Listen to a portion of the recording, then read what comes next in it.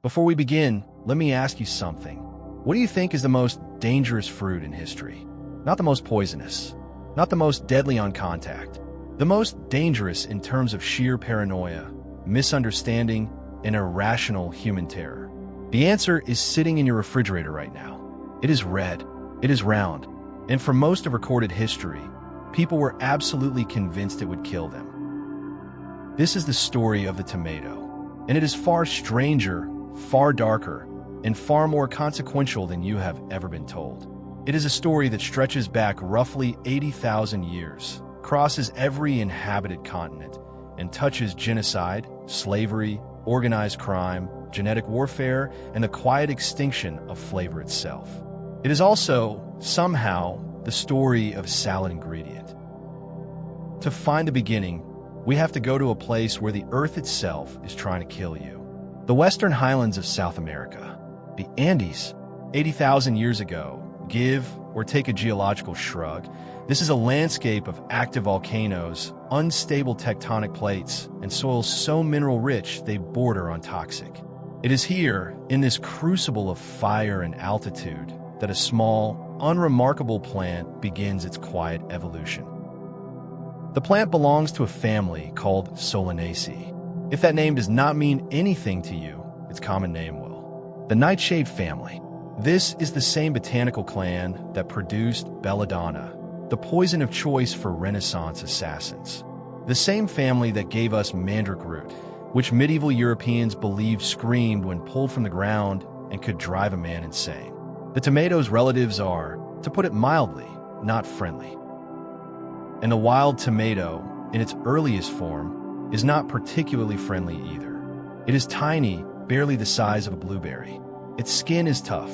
Its flavor is intensely bitter, almost acrid, laced with alkaloids called tomatine and solanine that serve as the plant's chemical defense system. In sufficient quantities, these compounds cause nausea, vomiting, and in extreme cases, cardiac arrest. This is not a fruit that is asking to be eaten. So why does it exist at all? Because the tomato, like every organism on this planet, is playing a long game. Those tiny, bitter fruits are wrapped around seeds, and those seeds need to travel. The alkaloids that repel mammals are far less effective against birds and certain reptiles, whose digestive systems can process the toxins without harm. A bird eats the berry, flies a few miles, deposits the seeds in a new location, pre-fertilized. The tomato wins. This is the arrangement that holds for millennia. The wild ancestor of the modern tomato, Solanum pimpinellifolium, spreads slowly across the western slopes of the Andes, hitching rides in the guts of birds and thriving in the disturbed, nutrient-rich soils near volcanic vents and landslide scars. It does not need humans. It does not want humans. It is doing perfectly fine without us. But let us pause on the Solanaceae family for a moment, because this bloodline matters. The nightshades are one of the most paradoxical plant families on Earth. They contain some of the most useful plants in human history: potatoes, tobacco, chili peppers, eggplant. And they contain some of the most lethal: henbane, jimsonweed, angel's trumpet. The tomato sits right in the middle of this spectrum, a fruit perpetually caught between medicine and murder. Consider belladonna, Atropa belladonna. The name itself is a warning dressed as flattery. Beautiful lady, because Italian women once dropped its juice into their eyes to dilate their pupils and appear more attractive. The same drops in slightly higher doses caused blindness. In slightly higher doses still, death. This is the company the tomato keeps. This is its family tree. And when European botanists eventually encountered the tomato in the 16th century, this family resemblance will haunt it for 300 years. Then there is mandrake, Mandragora officinarum, a root so anthropomorphic, so eerily human in shape, that entire mythologies grew around it. Medieval herbalists believed it grew beneath gallows, fed by the bodily fluids of hanged men. They believed it screamed when uprooted and that the scream could kill. None of this is true, of course. But the alkaloids in mandrake are very real, and they're chemically similar to those in the wild tomato. This is the context you need to understand. The tomato did not emerge from a gentle, nurturing botanical family. It emerged from a dynasty of chemical warfare specialists. Every member of the Solanaceae carries some version of the same alkaloid toolkit, tropane, steroidal, or glycoalkaloid compounds designed to discourage herbivory. The tomato's version, tomatine, is relatively mild compared to its cousins. But relatively mild is doing a lot of heavy lifting in that sentence. Now, here's where things get interesting from an evolutionary standpoint. Over tens of thousands of years, some populations of wild tomatoes in the Andes begin to diverge. Genetic mutations arise naturally. Some plants produce slightly larger fruits. Some produce fruits with slightly lower alkaloid concentrations. Some develop different pigmentation: yellow, green, orange. These variations are random, unguided, and most of them lead nowhere. But a few of them stick. Natural selection, operating over geological time, gradually favors certain traits in certain environments. In warmer, lower altitude regions where bird populations are denser, slightly larger and slightly sweeter fruits spread further because more birds eat them. In higher, drier regions, tougher, more bitter varieties persist. The tomato is diversifying, splitting into ecotypes, becoming, very slowly, a more complex organism. One species in particular begins to distinguish itself. Solanum leucopeshicum var. Cerasiform, the cherry tomato, larger than its wild ancestor, a little less bitter, a little more willing to grow in the messy, disturbed soils near human activity. This is the variety that will eventually migrate northward through Central America and into Mesoamerica. But that migration is still thousands of years away. For now, the cherry tomato is just another unremarkable plant in an Andean hillside. It is worth noting what the world looks like during these millennia. Homo sapiens has not yet reached the Americas. The glaciers of the last ice age still cover much of North America and Northern Europe. Mammoths still walk the Siberian steppe. The tomato is evolving in a world that does not yet contain the one species that will eventually become obsessed with it, terrified of it, and utterly dependent on it. When humans do finally arrive in South America, somewhere between 15 and 20,000 years ago, the tomato is already old. It has already survived volcanic eruptions, climate shifts, and the extinction of species that were ancient when the first humans set foot on this continent. The wild tomato is a survivor. It has been waiting, if plants can be said to wait, in the rocky soils of Peru and Ecuador. And when those first humans encounter it, they almost certainly ignore it. They have megafauna to hunt. They have tubers to dig. They have rivers full of fish. A tiny, bitter, potentially poisonous berry growing on a scraggly weed is not going to make anyone's priority list. The tomato, for all its future glory, begins its relationship with humanity by being completely and utterly overlooked. But here's the thing about overlooked plants. They have a habit of showing up anyway. The wild tomato is what botanists call a camp follower, a plant that thrives in the disturbed, nitrogen-rich soils that human settlements create. Garbage middens, fire pits, latrine areas. Everywhere humans make a mess, the tomato moves in, not because it is clever, because its evolutionary niche is chaos. It grows best where the ground has been broken open. This is a profoundly important detail. The tomato did not wait to be discovered. It colonized human space. It inserted itself into the margins of human life and grew there, uninvited, unwanted, and unnoticed. For thousands of years, the most important fruit in future human history was essentially a weed with a toxic pedigree and no friends. Think about that the next time you slice one onto a sandwich. And so, for an almost incomprehensible stretch of time, the tomato simply exists.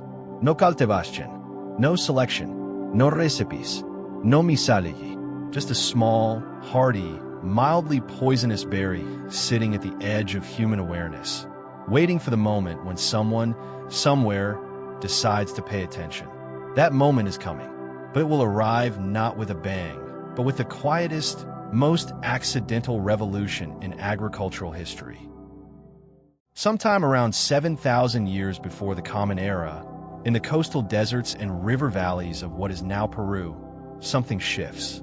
It is not dramatic. There is no eureka moment. No ancient genius looks at a wild tomato and declares it the future of human cuisine. What happens is far more mundane and far more powerful. People start tolerating a weed, and that tolerance over centuries becomes preference, and preference over millennia becomes domestication. The process works like this. Wild cherry tomatoes grow near human settlements, thriving in the nutrient-rich waste that communities generate. Some plants produce slightly larger fruits. Some produce fruits that are a little less bitter. Humans, without any conscious plan, eat the more palatable ones and discard the seeds near their homes. Those seeds germinate in the same disturbed soils, and the cycle repeats, generation after generation, century after century. This is what scientists call unconscious selection, and it is one of the most powerful forces in agricultural history. No one decides to domesticate the tomato. No one breeds it intentionally. The entire process is driven by the accumulated weight of millions of tiny, invisible choices: which fruit to eat, which to ignore, where to throw the scraps. It is evolution by human preference, operating at a speed so slow it is invisible to any single generation. The archaeological evidence for this early domestication is frustratingly thin. Tomato seeds are small, fragile, and decay quickly in most soil conditions. But a handful of sites in coastal Peru have yielded seed fragments from excavated middens, waste deposits that act as time capsules of ancient diet. These seeds, dated to roughly 5,000 BCE, show a clear size increase over their wild ancestors.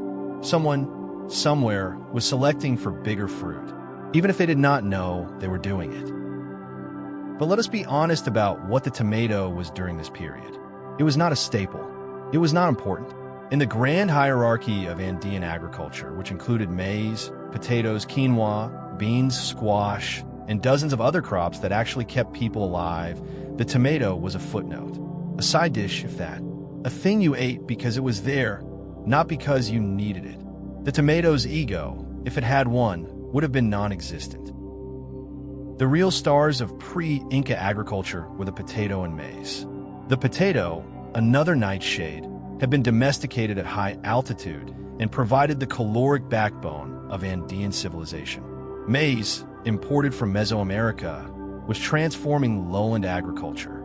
Next to these titans, the tomato was a dwarf. A tolerated dwarf with no cultural significance, no ritual importance, and no one writing poems about it. And yet it persisted. That is the tomato's superpower, if we are being generous. It persists. It does not dominate. It does not demand attention. It simply refuses to go away. While civilizations rise and fall in the Andes, while empires build and crumble, the tomato keeps growing at the edges of human space, kept alive by a combination of human indifference and its own stubborn reproductive strategy. What was happening genetically during these millennia is actually remarkable, even if no one at the time noticed. The unconscious selection pressure exerted by human preference was gradually altering the tomato's genome. Fruit size increased. Alkaloid content decreased. Seed count per fruit went up. The plant began to develop a more compact growth habit, better suited to the disturbed soils near settlements. The tomato was being sculpted by human hands that did not know they were sculpting. One of the most significant changes was in color. Wild tomatoes come in a range of pigments: green, yellow, pale orange. But as human selection continued, red varieties became increasingly common. Why? Possibly because red fruits are more visible, making them easier to find and harvest. Possibly because redness correlates with higher lycopene content, which correlates with a riper, sweeter flavor. Or possibly just because humans, across every culture, seem to find red fruits more appealing. We are simple creatures. There is another mystery embedded in this period that botanists have argued about for decades. How did the tomato get from South America to Mesoamerica? The wild progenitor, Solanum pimpinellifolium, is native to the coast of Peru and Ecuador. But by the time the Aztecs encountered the tomato thousands of years later, it is fully established in Mexico, over 3,000 miles to the north. Something or someone carried it. The most likely explanation is gradual human migration. As people moved northward through Central America over millennia, they carried seeds with them, either intentionally or accidentally, embedded in clothing, tools, or digestive tracts. The tomato hitchhiked its way to Mexico the same way it had originally spread through the Andes, by being present where humans were, and by being just useful enough not to be left behind. Some researchers have proposed an alternative theory, that birds carried tomato seeds northward along the Pacific Flyway, a migration corridor that runs the entire length of the Americas. This is plausible. Birds are, after all, the tomato's original dispersal agents. But the timing and distribution of early cultivated varieties in Mesoamerica suggest human involvement. The tomato did not just arrive in Mexico. It arrived in a form that was already partially domesticated. Someone had been working on it. Whatever the mechanism, by roughly 500 BCE, the tomato is present in Mesoamerica. And here, something changes. The cultures of central Mexico, unlike their Andean predecessors, do not treat the tomato as an afterthought. They begin to cultivate it with purpose. They begin to breed it deliberately. They begin to integrate it into their cuisine, their language, and their culture. The tomato, after millennia of anonymity, is about to have its name spoken for the first time. But before we leave the Andes, let us acknowledge something that history often overlooks. The pre-Inca peoples who first tolerated, then unconsciously selected, then gradually shaped the wild tomato into something edible received no credit in any history book. Their names are lost. Their settlements are dust. The millennia of accumulated choices that transformed a poisonous berry into a food crop are attributed to no one. Domestication, it turns out, is the most anonymous act of genius in human history. Consider what they accomplished without knowing it. They took a fruit that was barely the size of a marble, bitter enough to make you wince, and loaded with enough alkaloids to cause genuine discomfort, and they turned it into something a person might actually choose to eat. They did this without genetic engineering, without selective breeding programs, without any understanding of biology at all. They did it just by being human, eating what tasted less terrible and spitting out the seeds. The pre-ceramic cultures of coastal Peru left behind fishing nets, shell middens, and the earliest evidence of cotton cultivation in the Americas. These are the achievements they're remembered for, when they're remembered at all. But tucked into the rubbish heaps of their coastal settlements are those tiny, telltale seeds. Seeds that carry the genetic fingerprint of a plant in transition. A plant being dragged, slowly and unwillingly, from the wild into the human world. By around 3000 BCE, the tomato in the Andes has reached a kind of equilibrium. It is not wild anymore, but it is not quite a domesticated crop either. It occupies that strange middle ground that botanists call semi-domestication, a state where human selection has altered the plant significantly, but cultivation is still casual, opportunistic, and secondary to more important crops. The tomato is, in modern terms, a side hustle. And that is how it might have stayed forever. A minor, regional, semi-domesticated berry known only to the peoples of the Pacific coast of South America. Eaten but never celebrated. Grown but never prioritized. A botanical footnote in the grand story of human agriculture. Except that history, like the tomato itself, has a way of refusing to stay in one place.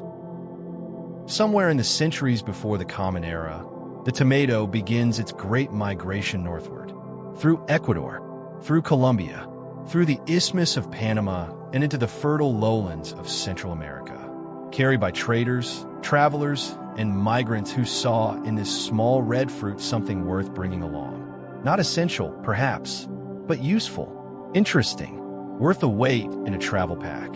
The tomato was on the move, and it was never coming back. The word tomato is not Spanish. It is not Italian. It is not English. It is Nahuatl, the language of the Aztec Empire, and the original word is Zytomatl. Say it slowly. Shitoh model. It means roughly plump thing with a navel, which, if you have ever looked closely at the bottom of a tomato, is an almost perfect description. The Aztecs were nothing if not observant. By the time the Aztec Empire reaches its zenith in the late 15th century, the tomato has undergone a transformation that would be unrecognizable to its Andean ancestors. It is larger. It is redder.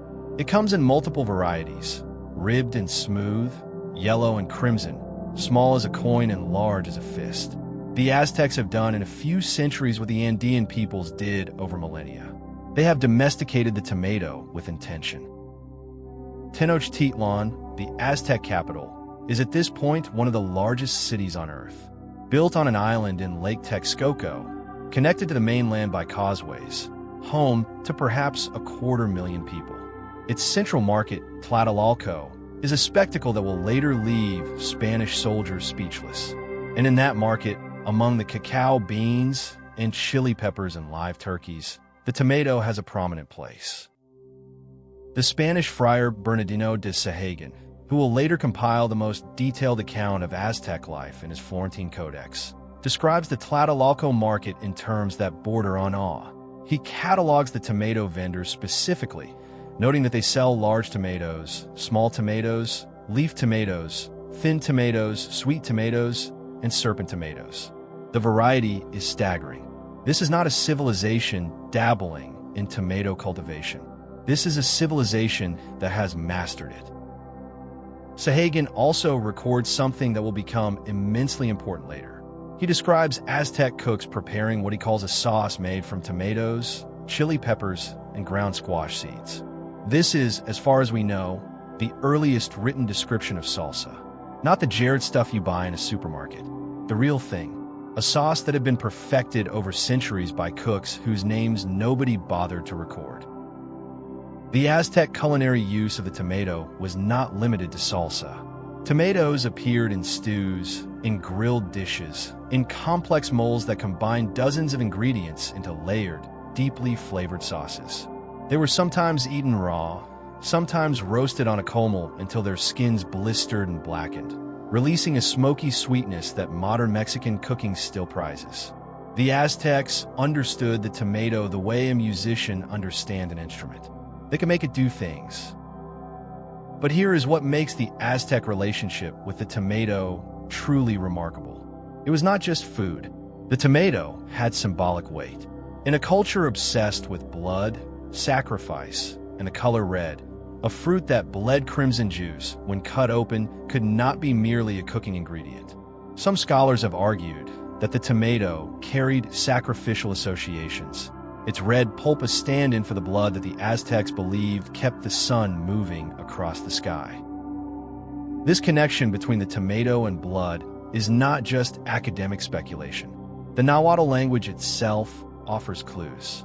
The word Zytomatl shares linguistic roots with words related to swelling and fullness, concepts tied to fertility and abundance in Aztec cosmology. The tomato, with its burst of seeds and juice, was a small, edible emblem of life's generative power. In a civilization where food and religion were inseparable, the tomato was never just dinner. Let us talk about the market at Tlatelolco in more detail, because it deserves it. When Bernal Diaz del Castillo, a foot soldier in Cortez's army, first sees this market, he writes that it is larger and better organized than anything in Spain. He estimates 60,000 people buying and selling on a single day. There are sections for gold, for feathers, for obsidian, for live animals, for prepared foods. And there, among the prepared foods, the tomato reigns. Diaz del Castillo is a soldier, not a botanist, and his descriptions of specific foods are maddeningly vague. But even through his military prose, you can sense the overwhelming abundance. The tomato vendors, he implies, are numerous enough to constitute their own section. In a market that sells everything from jaguar skins to human slaves, the tomato commands dedicated real estate. That tells you something about its importance.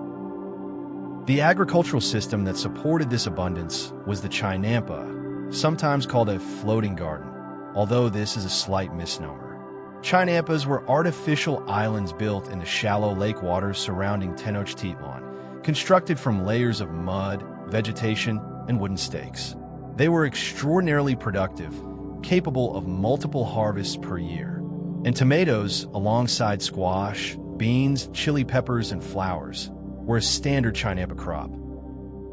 The chinampa system was, by any measure, one of the most sophisticated agricultural technologies of the pre-modern world. It allowed the Aztecs to feed a massive urban population from a relatively small footprint of intensively managed waterways.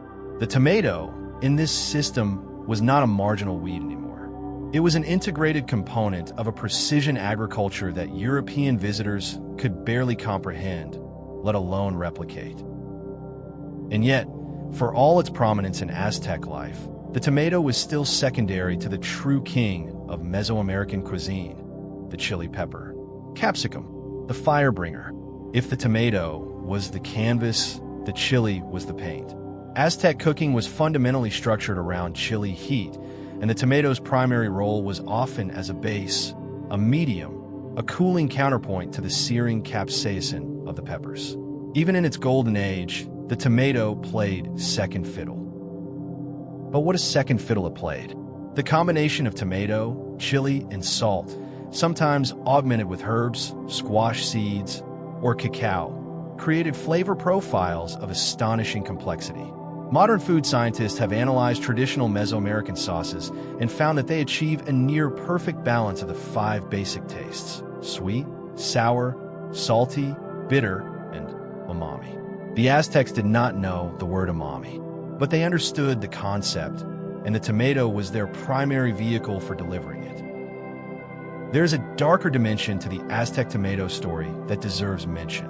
The empire that cultivated and celebrated this fruit was also, by any standard, a society built on ritual violence.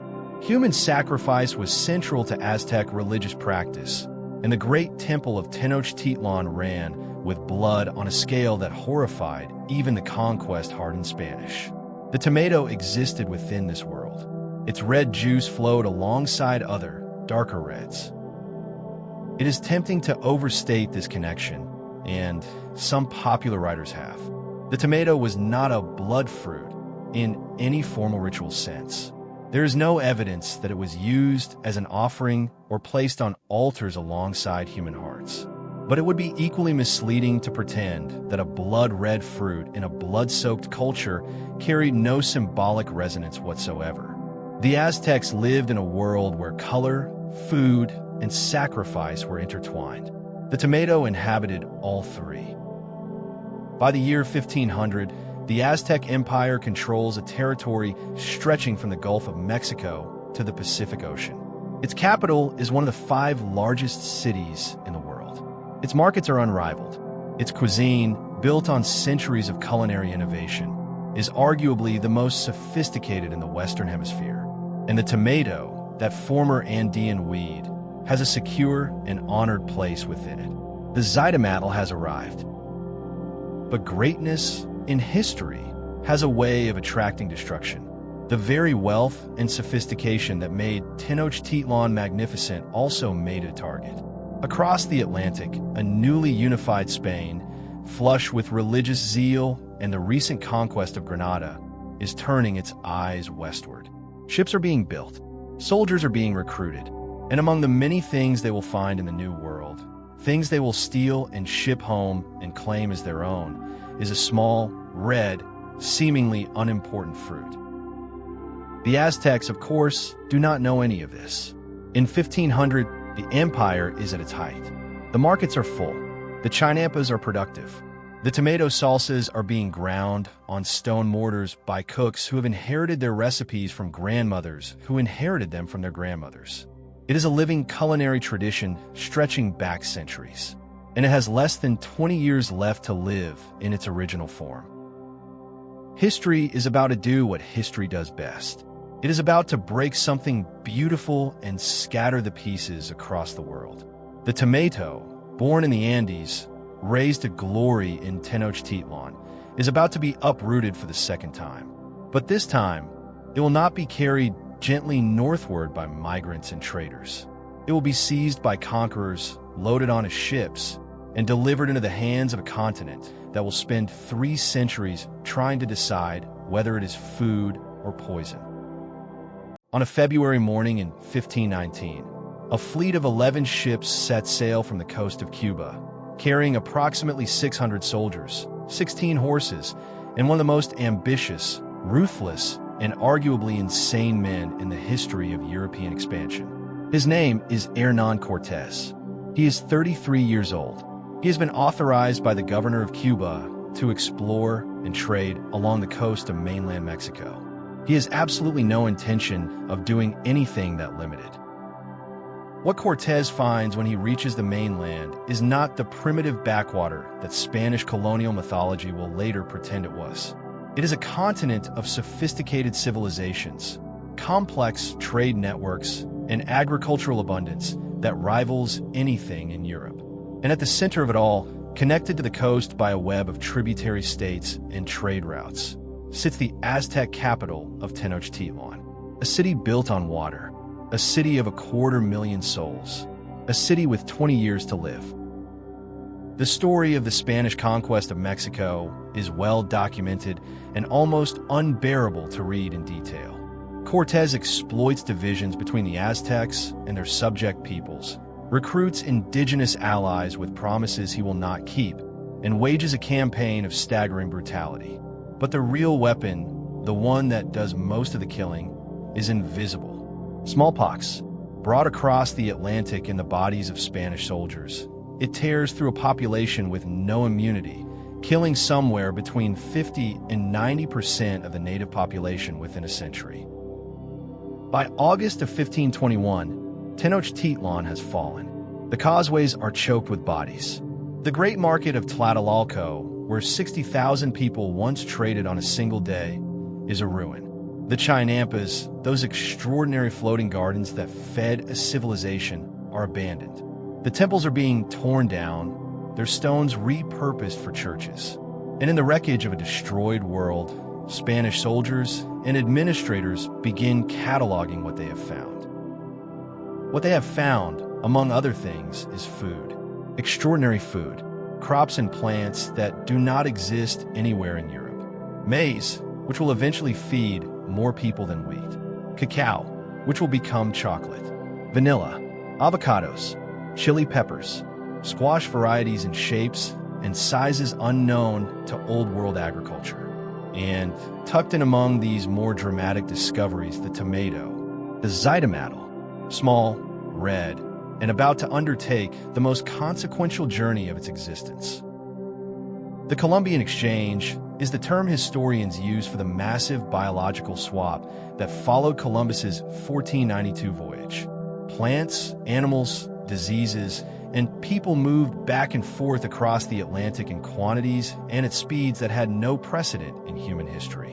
Wheat went west, maize went east, horses went west, smallpox went west too, and killed more people than any war in history. The tomato, in this context, is a minor player, but a player nonetheless. The exact date of the tomato's arrival in Europe is unknown, and anyone who claims to know it precisely is lying. The most commonly cited early reference comes from the Italian physician and botanist Pietro Andrea Mattioli, who in 1544 describes a new plant brought from the Americas that produces golden, apple-like fruits. He calls it pomodoro, golden apple. This name will stick in Italian for centuries. And it tells us something important. The first tomatoes to reach Italy were probably yellow, not red. Think about that for a moment. The tomato arrives in Europe not as the bold, crimson fruit we know today, but as a strange, golden curiosity. Pomodoro, golden apple. It is a name that carries echoes of classical mythology, of the golden apples of the Hesperides, of the fruit that Paris awarded to Aphrodite and triggered the Trojan War. From its very first moment in Europe, The tomato is wrapped in associations that have nothing to do with its actual nature. But the tomato does not arrive in Europe alone. It arrives as part of a flood of New World specimens that overwhelm European botany in the 16th century. Herbalists and naturalists are suddenly confronted with hundreds of plants they have never seen, cannot classify, and do not understand. Their response, understandably, is to try to fit these new arrivals into existing frameworks. And the existing framework for the tomato is the nightshade family, which means from day one, the tomato is guilty by association. The first European herbal to illustrate the tomato is published in 1554 by Mattioli in his updated commentary on Dioscorides. The illustration shows a ribbed, somewhat flattened fruit that looks more like a small pumpkin than a modern tomato. Mattioli notes its similarity to mandrake and deadly nightshade.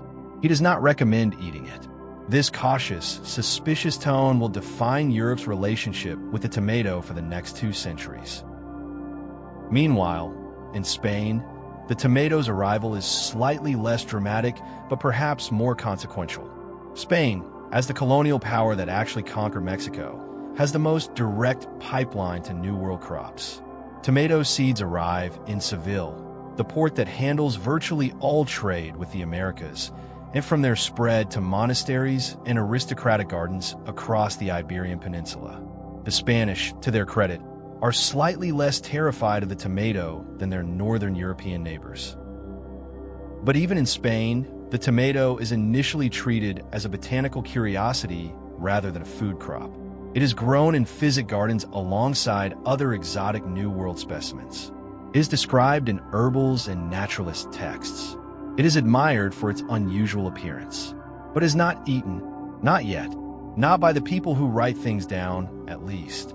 The gap between what elites record and what common people actually do is, as always, enormous. The tomato seeds that cross the Atlantic in the holds of Spanish galleons carry with them something invisible and priceless: 10,000 years of accumulated genetic selection. The alkaloid reductions achieved by Andean and Mesoamerican cultivators, the size increases, the flavor improvements, the color shifts, every generation of human preference, encoded in DNA and packed into a seed smaller than a fingernail. The tomato arrives in Europe not as a wild plant, but as the product of millennia of human effort that will receive no credit.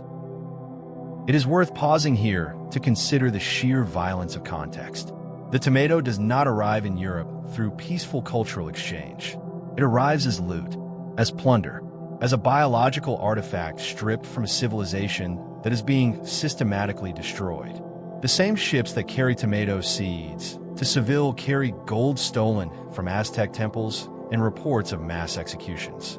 The tomato's transatlantic journey is inseparable from genocide. It is beautiful cargo with blood on its hands. This is a reality that tomato histories often gloss over with phrases like, "The tomato was introduced to Europe," as if it knocked politely on the door and asked to come in. It did not. It was taken, ripped from the kitchens and gardens of a people who were being enslaved and exterminated. The word introduced does a lot of sanitizing work in that sentence, and we should not let it. By the 1550s, the tomato is established in gardens across southern Europe, Spain, Portugal, Italy, and parts of southern France. It is described in at least half a dozen published herbals. It has been given Latin names, Greek names, and vernacular names in multiple languages. It has been classified, illustrated, debated, and displayed. The one thing it has not been, by any widely documented account, is deliberately eaten by a European. That barrier is about to break, but it will break from the bottom up, not the top down. In the grand sweep of history, the tomato's Atlantic crossing is a footnote to the Columbian Exchange, a minor biological transfer overshadowed by the movement of wheat, sugar, horses, cattle, and above all, disease. But footnotes have a way of becoming main texts. The tomato that arrives in Europe in the mid-16th century is about to spend 200 years in purgatory, rejected and feared, before emerging as one of the most transformative ingredients in the history of human cuisine. The Aztec cooks who perfected the tomato are gone. Their recipes, their techniques, their understanding of how to coax flavor from this fruit survive only in the fragments recorded by Spanish friars who often did not understand what they were seeing. An entire culinary tradition, thousands of years in the making, has been shattered. The tomato carries that tradition forward in its genes, in its taste, in its stubborn refusal to disappear. But the people who created it have been silenced. And so the tomato begins its European life as an orphan. A fruit without a culture, without a cuisine, without anyone who knows how to use it properly. It has crossed an ocean, survived the destruction of its homeland, and arrived on a continent that has absolutely no idea what to do with it. Europe will spend the next 300 years figuring that out. And the process will be, to put it diplomatically, not smooth. Imagine you are a 16th century European herbalist. A new plant has arrived from the New World. You examine it carefully. Its leaves are fuzzy, pungent, and produce a sticky residue. Its stems are thick and slightly hairy. Its flowers are small and yellow. And its fruit, when you cut it open, bleeds a viscous, crimson juice filled with seeds. You look at your reference books. You compare it to the plants you know, and the plant it most resembles is the one that kills people. This is not irrational. This is not stupidity. The tomato genuinely looks, smells, and grows like deadly nightshade. The leaf shape is similar. The flower structure is similar. The fruit, while larger, shares the same glossy, almost waxy skin. A 16th century botanist who classified the tomato as dangerous was not being a fool. He was being careful. And in a world where eating the wrong plant could kill you within hours, careful was how you stayed alive. The name says it all.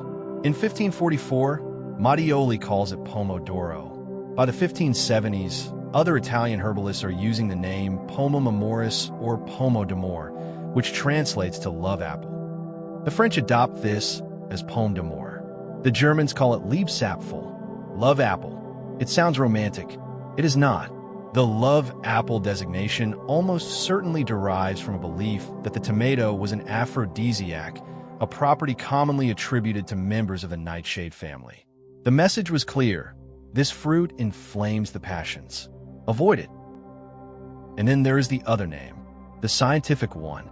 When Carl Linnaeus finally gets around to formally classifying the tomato in 1753, he places it in the genus Solanum and gives it the species name Lycopersicum.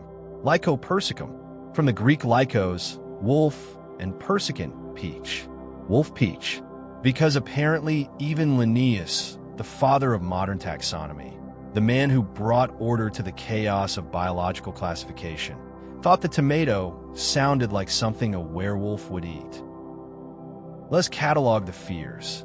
European writers between 1550 and 1750 accused the tomato of causing, among other ailments, fever, moral corruption, excessive desire, stomach inflammation, poisoning, gout, and somewhat vaguely, internal disturbances. The English herbalist John Gerard, writing in 1597, describes the tomato in his Herbal and flatly states that it is toxic. The entire plant, he declares, is of ranca and stinking savor. He advises his readers to admire it in the garden and leave it alone. Gerard's opinion carries enormous weight. His Herbal is the most widely read botanical text in the English-speaking world for over a century. When he declares the tomato dangerous, that declaration echoes through drawing rooms, apothecaries, and kitchens across England, and eventually across the English-speaking colonies in America. One man's published opinion, based on reasonable but ultimately incorrect botanical reasoning, keeps an entire civilization from eating tomatoes for generations. But here's where the story takes a genuinely sinister turn. In wealthy European households of the 16th and 17th centuries, there are actual documented cases of people becoming ill or dying after eating tomatoes. These deaths are real. They're not legends. And for centuries, they're cited as proof that the tomato is poisonous. The problem is that the tomato is not what is killing these people. The plates are. Wealthy Europeans eat from pewter plates. Pewter is an alloy that contains a significant percentage of lead.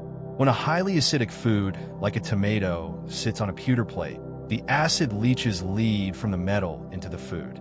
The diner eats the tomato. The diner ingests lead. Lead poisoning follows: stomach cramps, nausea, confusion, and in severe or repeated cases, death. The tomato is not the murderer. It is the accomplice. The real killer is sitting right there on the dining table, polished and respectable. This pewter theory, first proposed by historians in the 20th century, neatly explains one of the great paradoxes of tomato history: why the wealthy feared the tomato while the poor did not. The poor could not afford pewter. They ate from wooden bowls, clay dishes, or simply with their hands. No pewter, no lead leaching, no poisoning. The tomato was perfectly safe on a wooden plate. It was a class-specific killer, and nobody at the time understood why. There's a deep irony here that deserves a moment of silence. The wealthy, who could afford the finest tableware, were being poisoned by that very tableware. The poor, who could afford nothing, were safe. And because the wealthy were the ones who wrote books, kept records, and shaped public opinion, their experience eating tomatoes and getting sick became the official narrative. The poor, who ate tomatoes without incident, left no written record. Literacy and lead conspired to give the tomato a reputation it did not deserve. Meanwhile, in the apothecary gardens and university botanical collections of Northern Europe, the tomato thrives as an ornamental plant.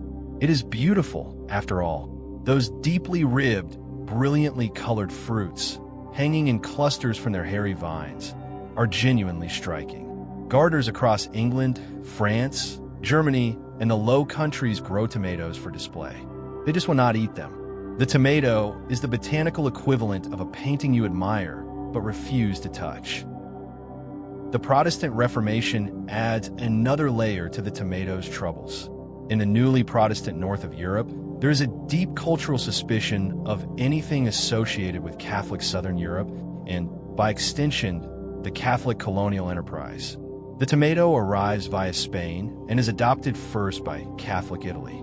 For many Northern European Protestants, the tomato carries a faint whiff of popery. It is a Catholic fruit, a Mediterranean indulgence, another reason to keep it at arm's length.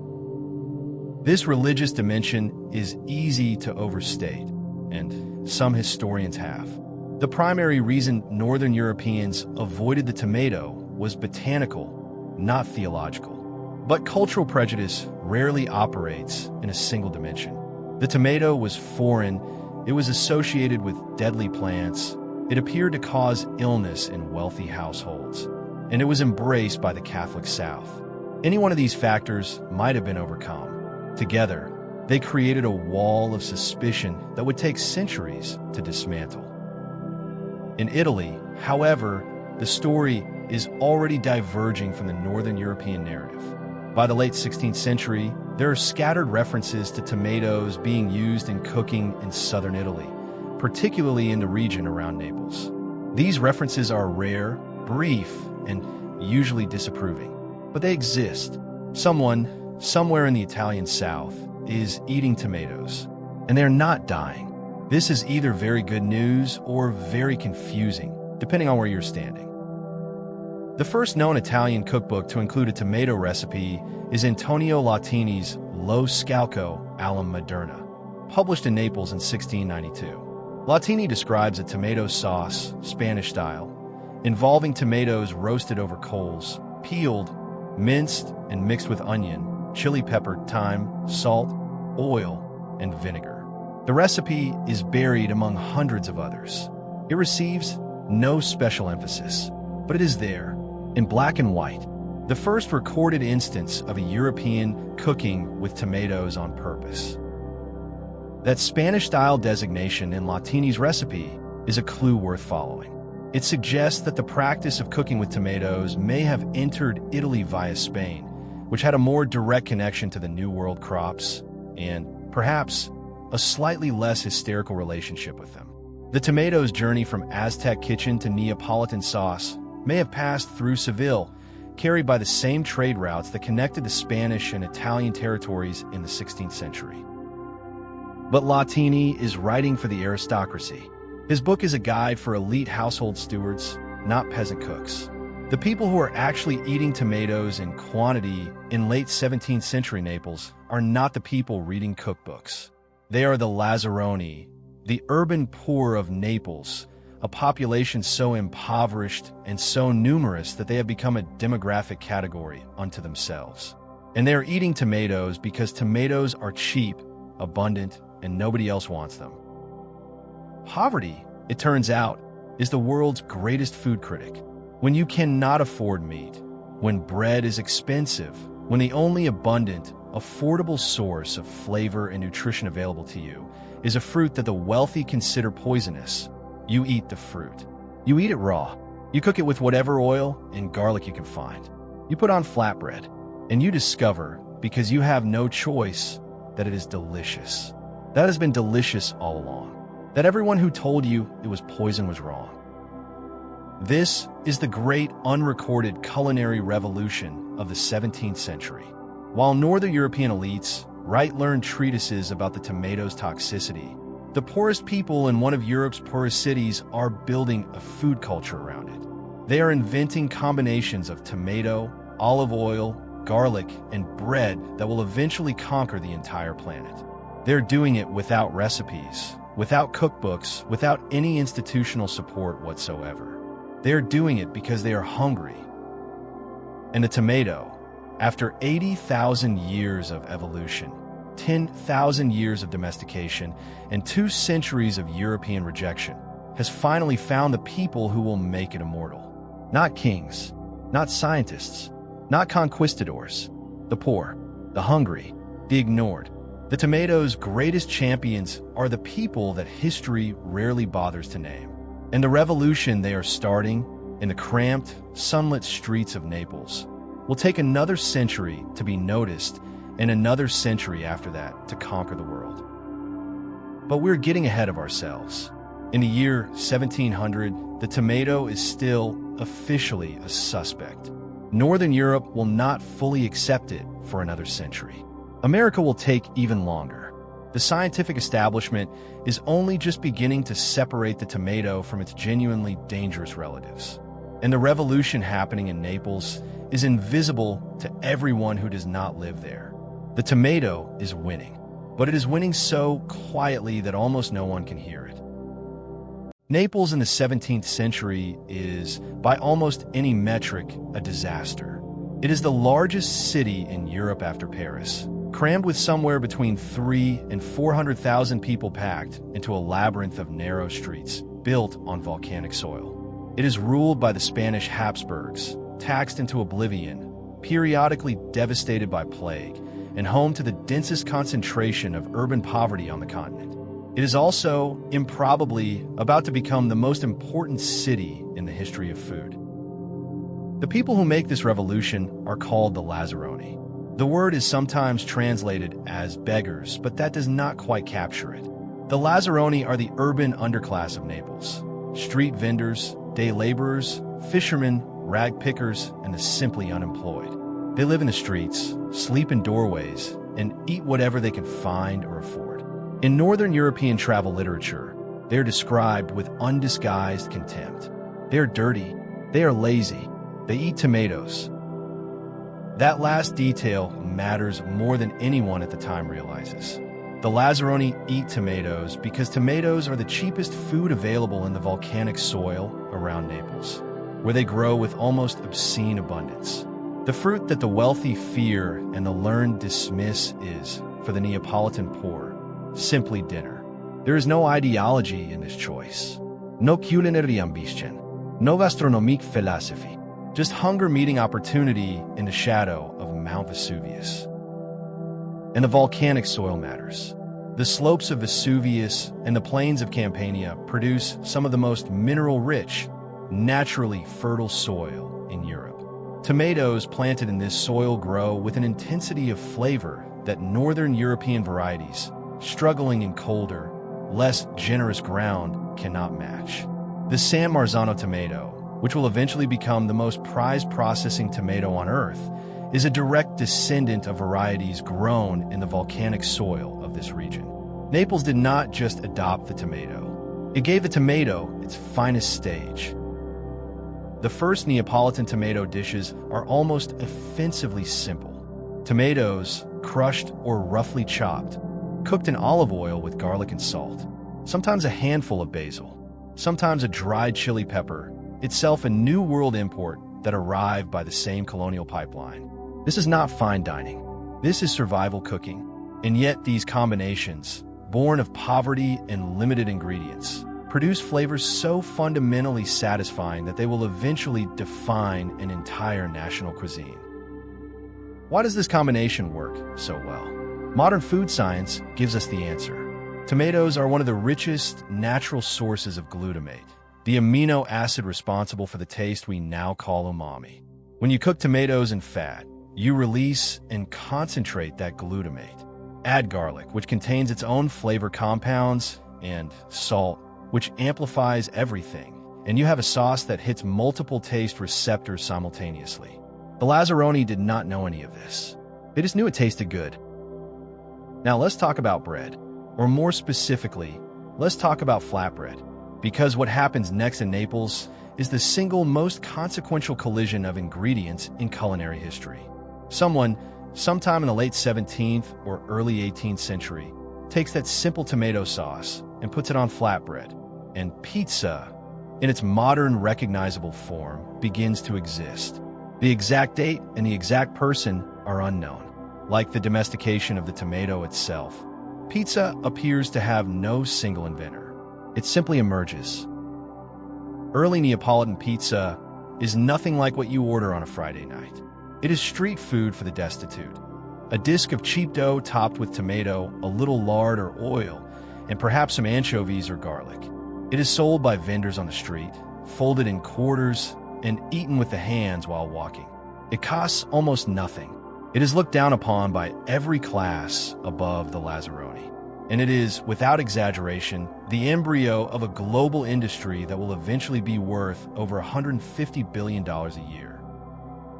The irony is suffocating. The food that will become perhaps the most universally beloved dish on planet Earth begins as something respectable people refuse to eat. Northern European travelers who visit Naples in the 18th century describe pizza with fascinated horror, the same way a modern tourist might describe deep-fried insects at a night market. It is exotic, it is alarming, and the people eating it are clearly too poor to know better, or so the travelers assume. But pizza is only one expression of the Neapolitan tomato revolution. Throughout the 17th and 18th centuries, tomato sauces begin appearing in an expanding repertoire of southern Italian dishes. Pasta, which has existed in Italy for centuries but has traditionally been eaten with cheese, butter, or simple broths, starts to meet tomato sauce. The marriage is not immediate. It is not universal, but it is happening. Slowly, in kitchens that no one is writing about, pasta and tomato are finding each other. This is a critical point that modern food mythology gets wrong. Italian cuisine, as we understand it today, the cuisine of tomato sauces, pasta al pomodoro, and pizza margherita, is not ancient. It is not timeless. It is, in historical terms, shockingly recent. Before the tomato, Italian cooking was built on olive oil, cheese, bread, pork fat, and whatever vegetables were locally available. The tomato does not refine Italian cuisine.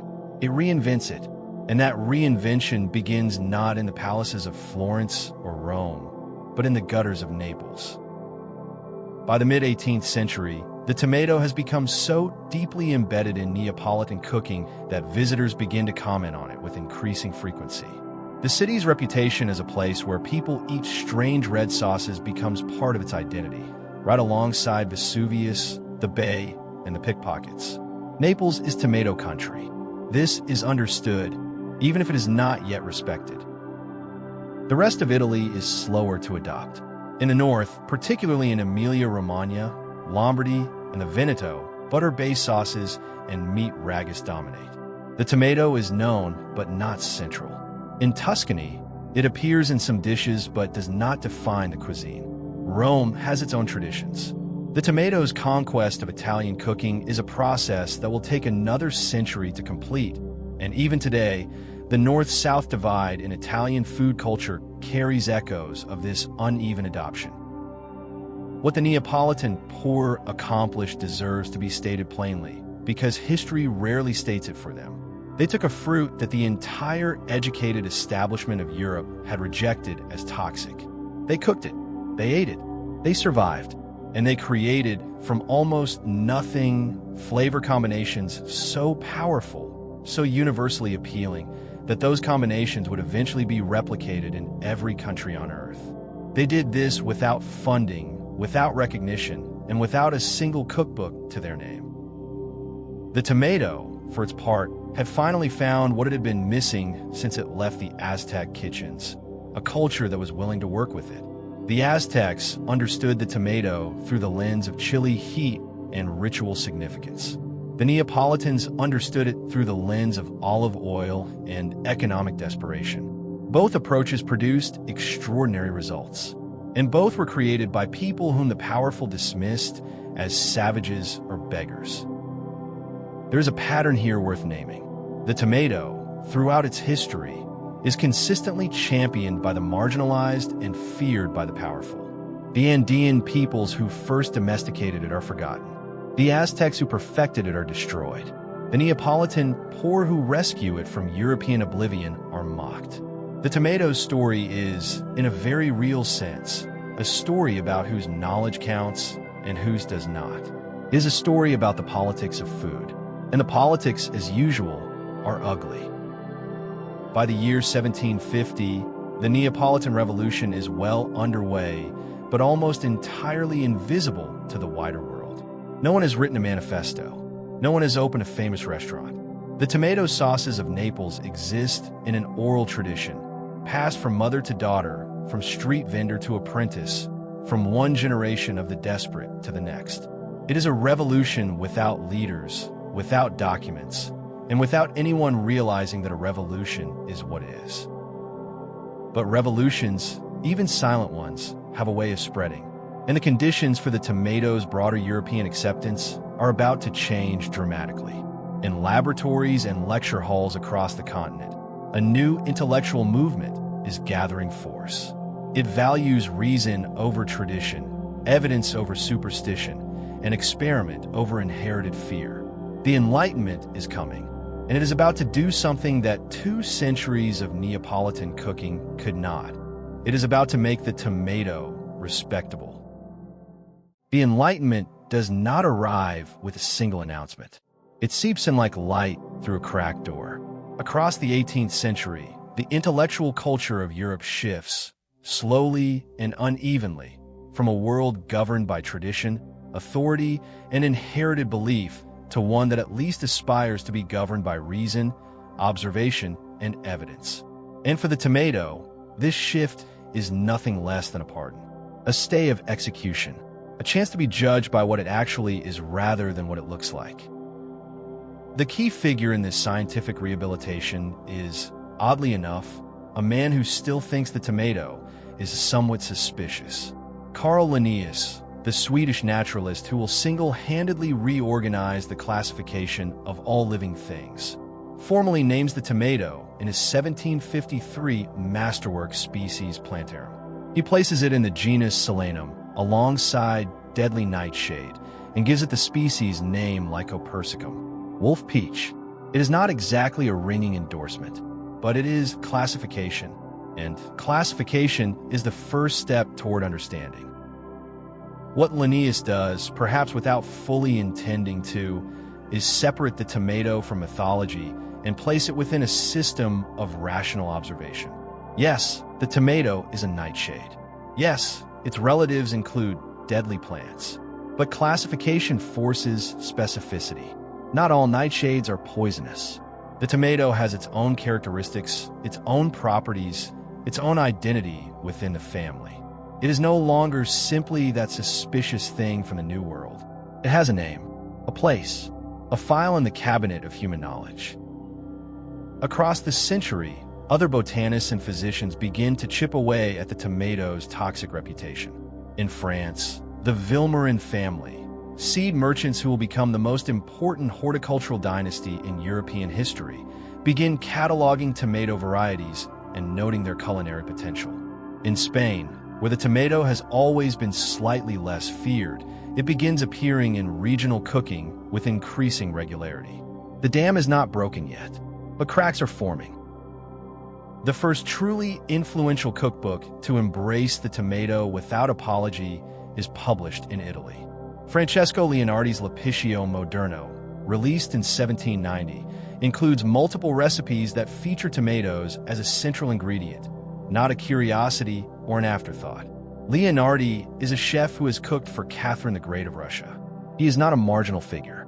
When he puts tomatoes in his book, he is telling the European culinary establishment that the fruit is ready for the main stage. In Spain, the embrace is even more matter-of-fact. Spanish cooking, influenced by its colonial connection to the Americas and by the proximity of Moorish culinary traditions that valued vegetables and fruit in savory contexts, absorbs the tomato with relatively little drama. By the late 18th century, gazpacho, that cold soup of tomatoes, bread, olive oil, and vinegar, is becoming a staple of Andalusian cuisine. The Spanish do not agonize over the tomato. They just eat it. The French, characteristically, approach the tomato with a mixture of intellectual curiosity and culinary caution. Tomatoes appear in Provençal, cooking in the south well before they reach Paris.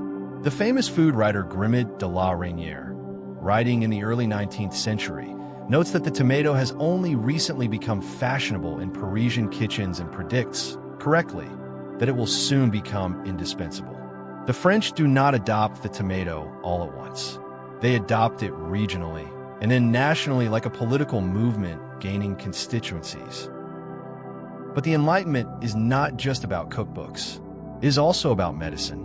And the medical debate over the tomato is, in the 18th century, genuinely fascinating. Some physicians begin to argue that the tomato is not merely safe, but actively beneficial.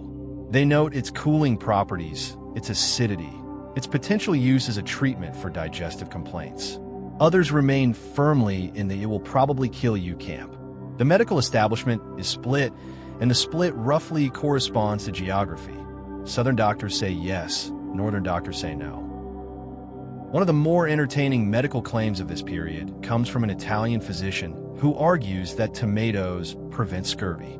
He is probably not entirely wrong. Tomatoes do contain vitamin C, albeit less than citrus fruits. But the reasoning behind his claim is based on humoral theory, the ancient Greek medical framework of hot, cold, wet, and dry that the Enlightenment is supposed to be replacing. Old ideas die hard, even in an age of reason. Meanwhile, something important is happening in the world of tomato cultivation. As more people begin eating tomatoes, more farmers begin growing them. And as more farmers grow them, more varieties appear. By the late 18th century, European seed catalogs list dozens of distinct tomato cultivars, large and small, red and yellow, smooth and ribbed, early and late ripening. The tomato is diversifying under human selection in Europe, just as it once diversified in Mesoamerica. Domestication, round 2, is underway. The French Revolution of 1789 plays an unexpected role in the tomato story. The revolutionaries adopt the tomato as an informal symbol, partly because it is red, partly because it is associated with the common people of Southern Europe rather than the aristocracy, and partly because the revolution is keen to claim anything that smells of the new and the egalitarian. A fruit of the poor becomes, briefly, a fruit of the revolution. It is a peculiar honor, but the tomato has never been picky about its allies. In England, the tomato's progress is glacial. The British, with their deep suspicion of continental fads, their loyalty to boiled vegetables, and their enduring attachment to John Gerard's 1597 declaration that the tomato is ranca and stinking, remain largely resistant. Tomatoes appear in English gardens throughout the 18th century, but they are still primarily ornamental. A few adventurous cooks experiment with them. Most do not. England will not fully embrace the tomato until the Victorian era, and even then, with reservations. The Enlightenment's gift to the tomato is not immediate acceptance. It is permission to be evaluated. For the first time in its European history, the tomato is being judged on its own merits rather than condemned by its family connections. This is slower than it sounds. Cultural prejudice does not evaporate because a scientist publishes a paper. But the direction of travel is clear. By the end of the 18th century, the question is no longer, is the tomato poisonous? The question is, how should we cook it? Let's give the Enlightenment its due while also noting its limitations. Rational inquiry opened the door for the tomato, but rational inquiry alone did not get it through. What got the tomato onto European tables was the same thing that had always driven its adoption: hunger, poverty, and the willingness of ordinary people to ignore expert advice. The scientists provided the intellectual cover. The peasants did the actual eating. As usual, by 1800, the tomato occupies a curious position in European life.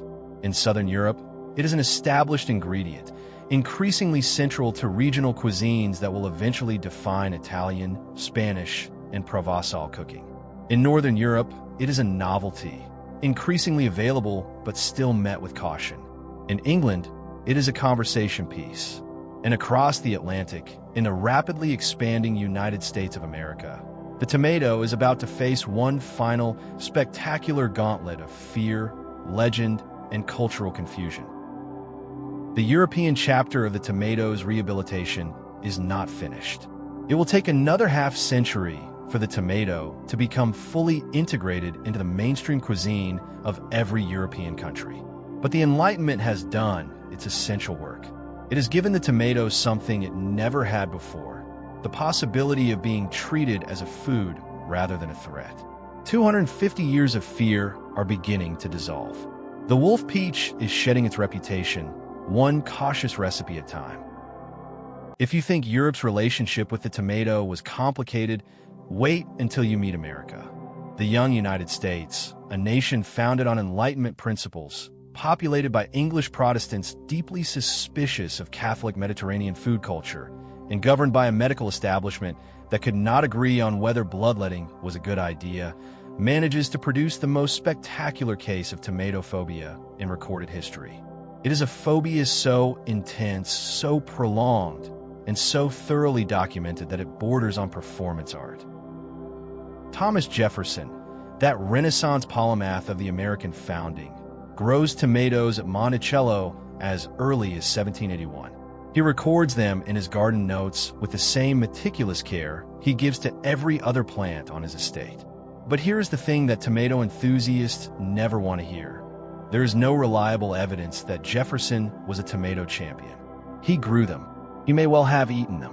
But the popular story of Jefferson heroically promoting the tomato to a skeptical nation is, at best, an exaggeration.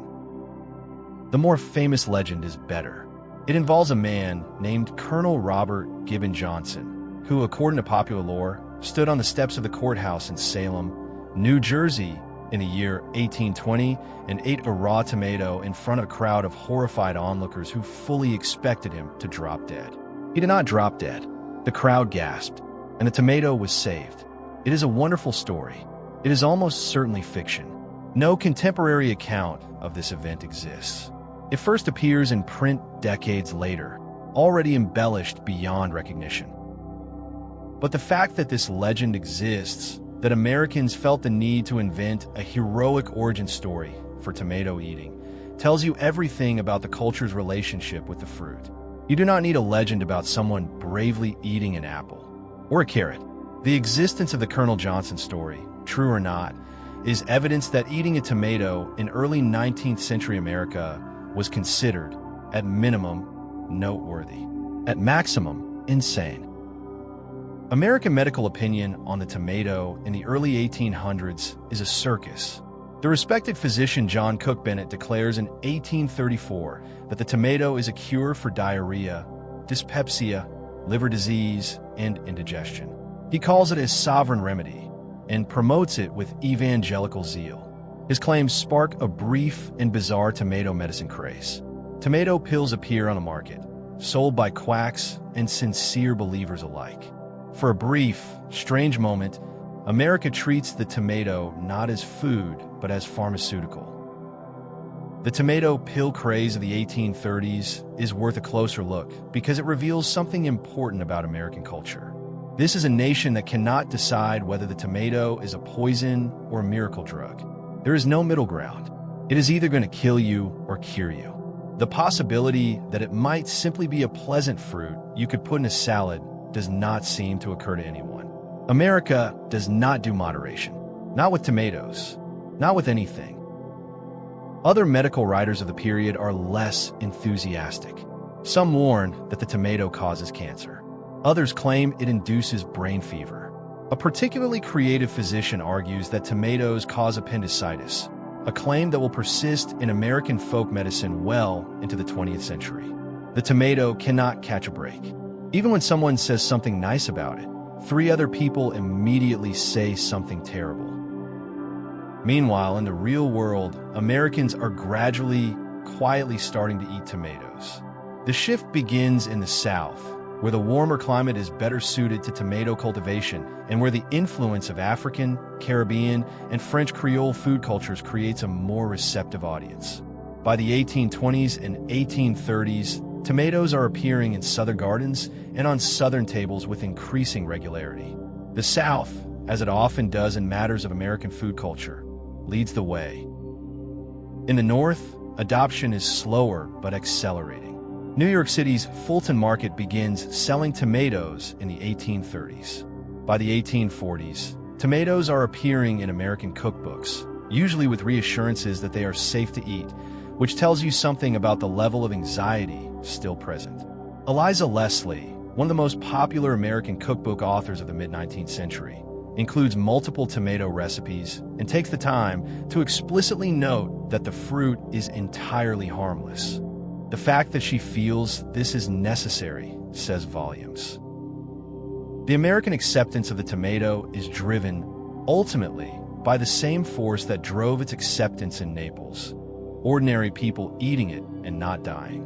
No amount of medical debate, scientific classification, or heroic courthouse legend does as much to normalize the tomato as the simple, repeated experience of eating one and waking up the next morning perfectly fine. The tomato is acquitted not by expert testimony, but by the accumulated evidence of millions of unremarkable meals. By the 1850s, the tomato has crossed a threshold in American life. It is no longer exotic, is no longer terrifying, it is still not universally loved, but it is at least universally available. Seed catalogs list dozens of varieties. Farmers markets sell them in season. Housewives include them in their kitchen gardens. The Great American Tomato Panic is subsiding, replaced by something closer to normal, if slightly cautious, acceptance. But acceptance creates a new problem. The tomato, once you get over your fear of it, is a fantastically useful ingredient. It is versatile, flavorful, and grows well in the American climate. Demand is rising, and the tomato has a fatal flaw that every farmer, grocer, and cook knows intimately. It rots. Fast. A ripe tomato, picked on Monday, is mush by Friday. You cannot ship it. You cannot store it. You cannot build an industry around a fruit that disintegrates in your hands. This is the paradox of the tomato in mid-19th century America. The harder people fall in love with it, the more frustrated they become with its impermanence. It is a summer fruit in a country that wants to eat year-round. It is a fragile product in an economy that is learning to think in terms of industrial scale. The tomato is ready to become a commodity, but it needs a technology to make that possible. And that technology, as it happens, is already being developed. Before we leave this chapter, one more American tomato fact that deserves mention.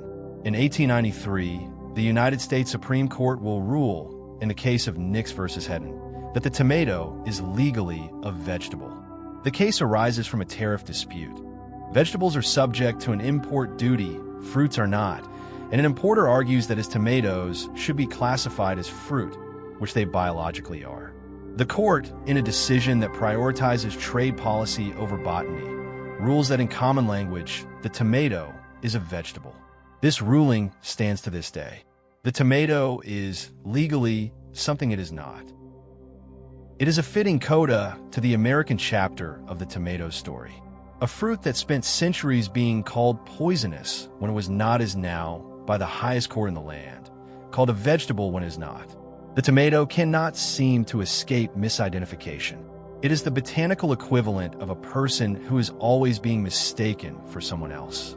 Wrongly accused, wrongly classified, and still, somehow, universally loved. Only in America. The problem with the tomato, from a commercial standpoint, has always been time. A ripe tomato begins to decay almost the moment it leaves the vine. Within days, it softens. Within a week, it is a puddle. You can dry it, and Mediterranean cultures have done so for centuries. You can pickle it. You can turn it into a paste under the sun. But none of these methods scale. None of them work for a rapidly industrializing nation that wants tomatoes in December. The tomato needs a different kind of salvation. It needs tin. The basic technology of canning, sealing food in airtight containers, and heating it to destroy spoilage organisms, was invented by the Frenchman Nicolas Appert in 1809, originally as a way to feed Napoleon's armies. But it takes decades for the technology to become commercially viable. The early cans are handmade, expensive, and sometimes lethal. Poorly sealed cans allow the growth of Clostridium botulinum, the bacterium that produces botulinum toxin, one of the most poisonous naturally occurring substances on Earth. By the 1850s, however, canning technology has improved enough to be commercially viable, and the tomato is one of the first products to benefit. The reasons are practical. Tomatoes are acidic, and acid inhibits the growth of botulism-causing bacteria, making them safer to can than most vegetables. They are abundant in season and almost worthless, meaning the raw material is cheap. And they're in high demand during the months when fresh tomatoes are unavailable. The tomato and the tin can are made for each other. The first commercial tomato canneries appear along the eastern seaboard of the United States in the late 1850s, concentrated in New Jersey, Maryland, and Delaware, states with warm growing seasons, proximity to major population centers, and access to the tin plate and shipping infrastructure needed for large-scale canning. Harrison Woodhull Crosby of Jamesburg, New Jersey, is often credited with establishing one of the first significant tomato canning operations around 1847. The tomato processing industry, an industry that will eventually be worth tens of billions of dollars, begins in a small town in the Garden State. And then the Civil War arrives, and everything accelerates.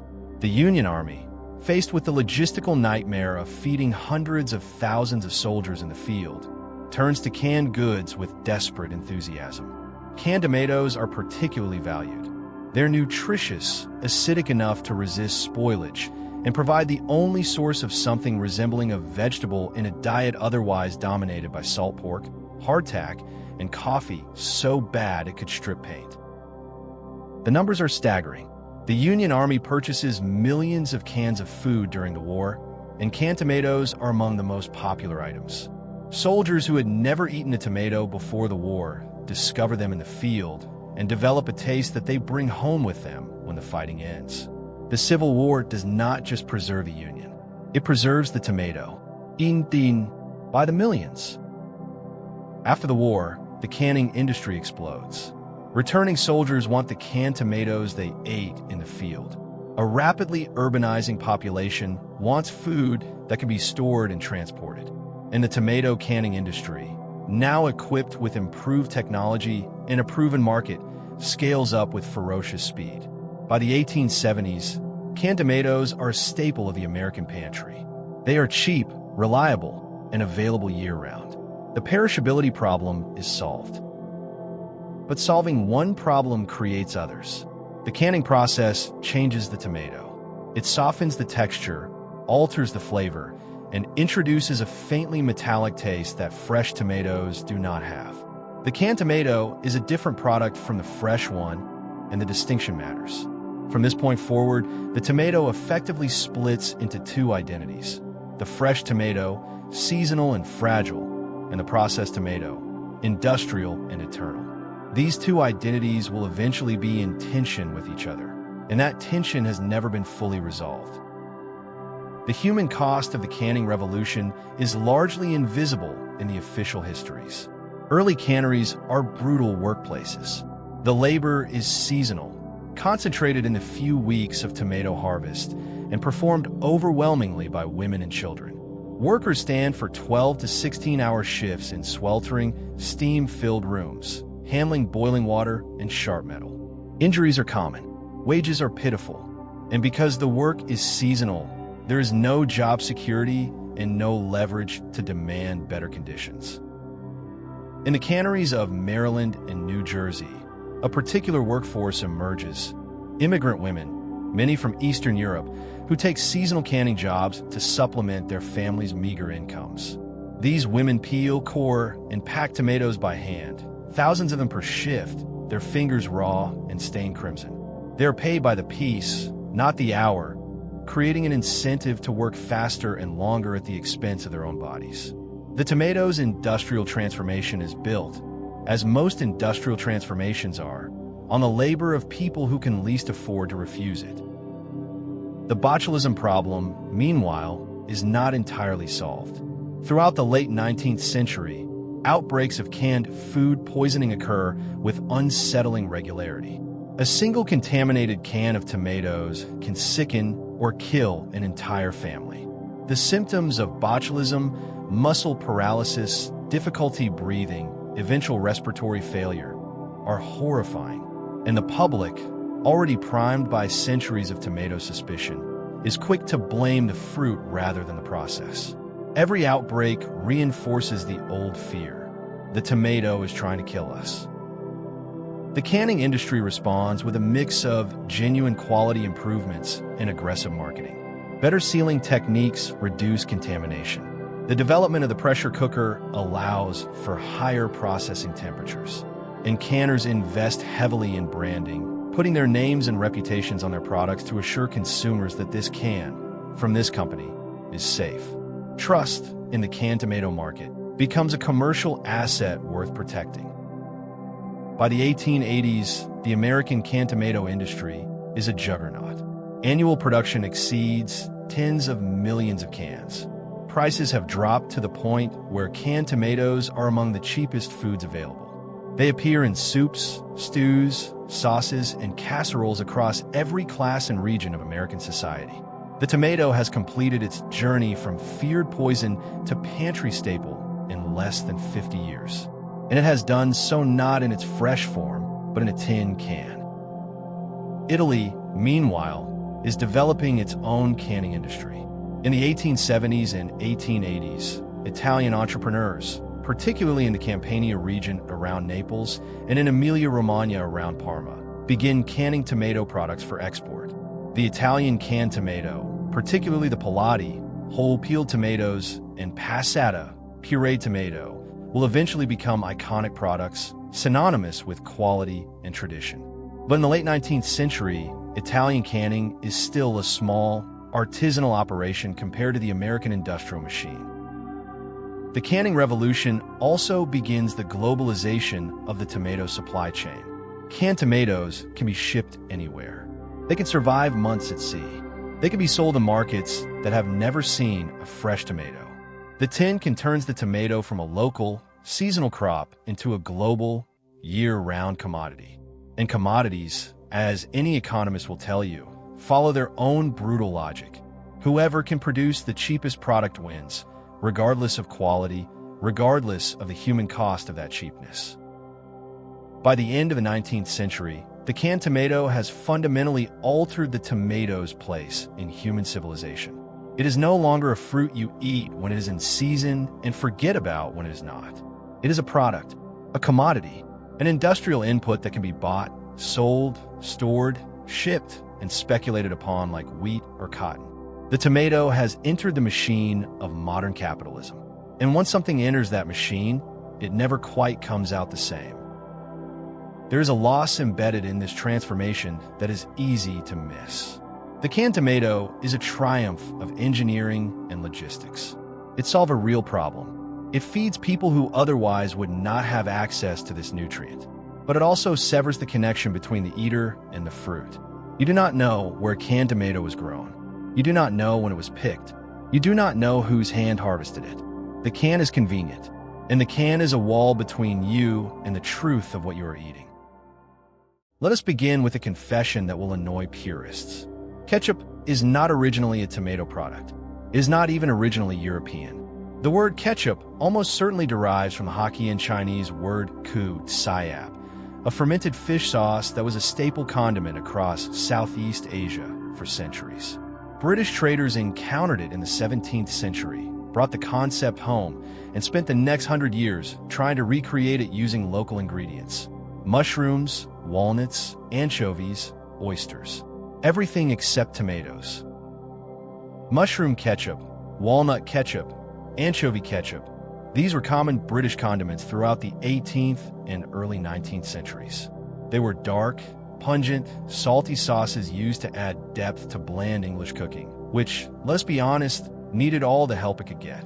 The tomato version does not appear until the early 19th century, when American cooks begin substituting the increasingly available tomato for the traditional base ingredients.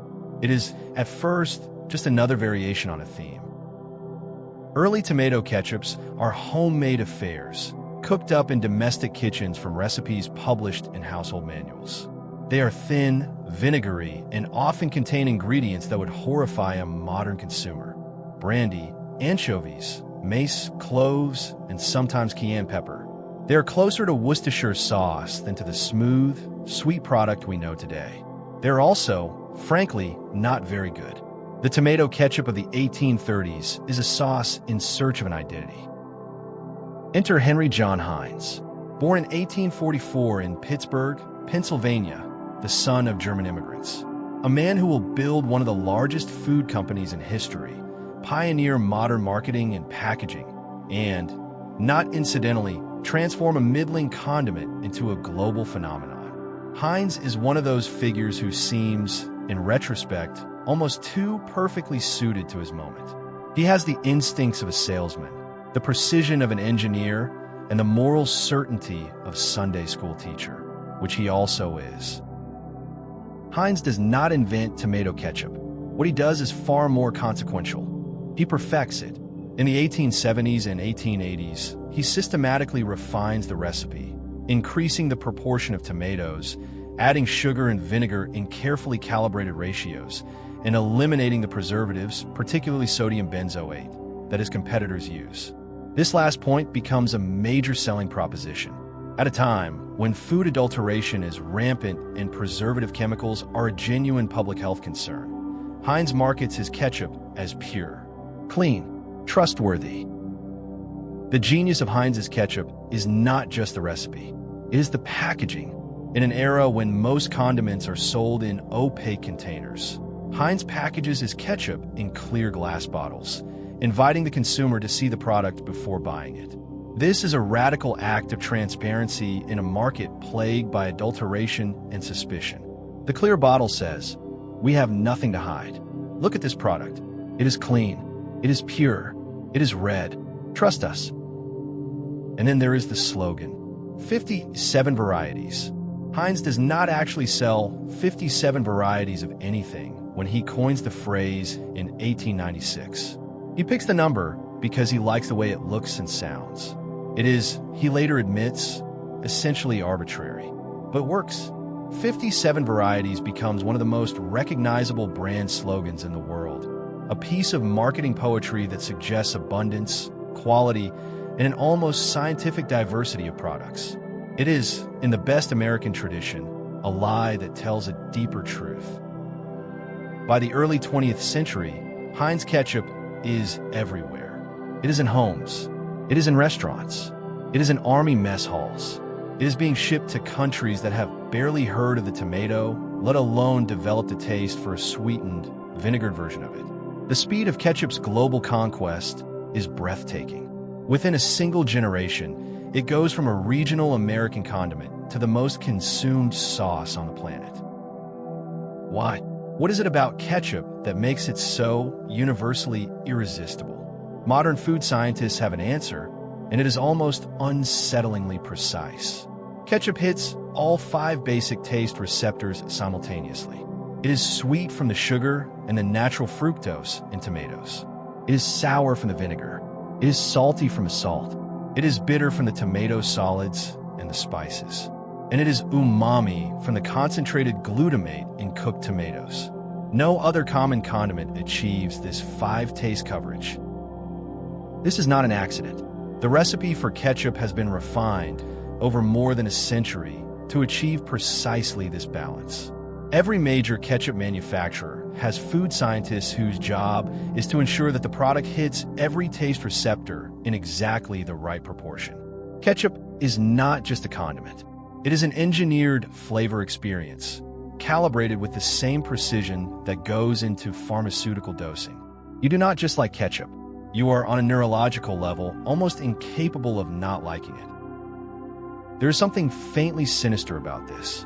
A product so perfectly tuned to human taste receptors that resistance is nearly futile. A condiment that exploits the basic architecture of the human tongue to guarantee its own consumption.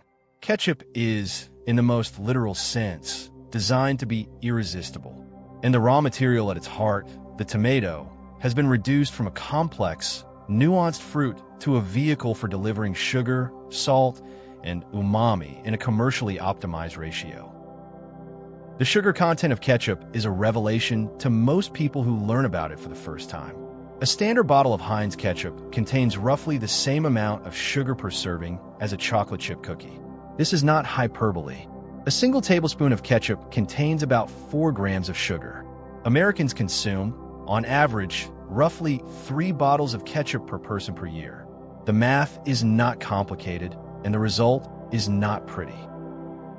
The ketchup industry also inaugurates a practice that will define the processed tomato market for the next century: the use of tomato paste as a base ingredient. Rather than making ketchup from fresh tomatoes, manufacturers increasingly rely on concentrated tomato paste, which can be produced cheaply in bulk, stored for months, and rehydrated as needed.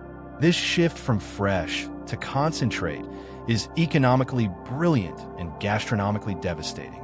The flavor of a fresh tomato is complex and volatile. The flavor of tomato paste is flat and one-dimensional. Ketchup does not taste like tomatoes.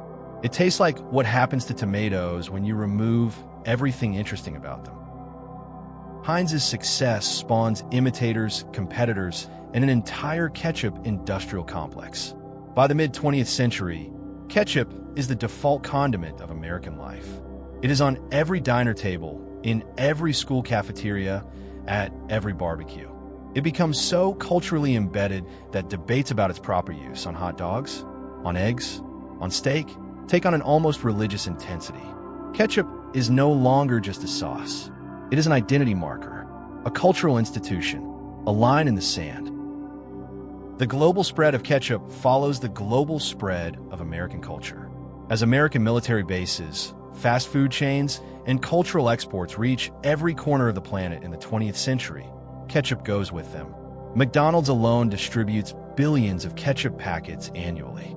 The condiment becomes a symbol of Americanization, loved and resented in equal measure. In some countries, ketchup displaces traditional local sauces. In others, it is absorbed and adapted. Everywhere, it is present.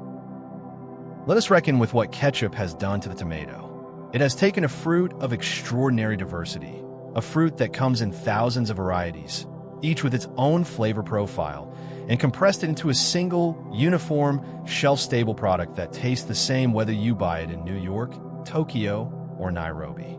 Ketchup is the great flattener, the great homogenizer. It takes the infinite complexity of the tomato and reduces it to a red stripe on a hamburger.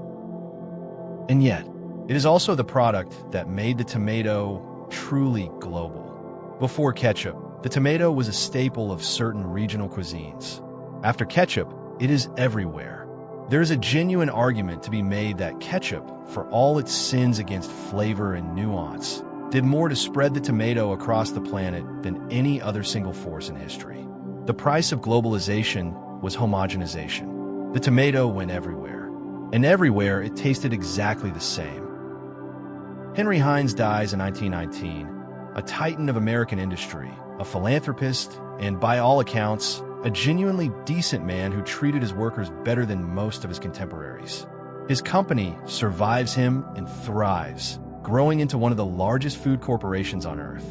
The ketchup bottle he designed, the octagonal glass pillar that sits on 100 million tables, becomes one of the most recognizable objects in the material culture of the modern world. The tomato, which spent 80,000 years as a wild berry and 3 centuries as a suspected poison, has finally found its most profitable form. It just happens to be mixed with a cup of sugar. The empire in a bottle is complete. Ketchup is king, and the tomato, that ancient, misunderstood, much abused fruit, has been transformed yet again. From wild berry to Aztec jewel, from European poison to Neapolitan staple, from American curiosity to canned commodity, and now to a condiment so ubiquitous that most people do not even think of it as a tomato product. The tomato is everywhere, and it is about to become even bigger. By the early 20th century, the tomato is no longer a fruit.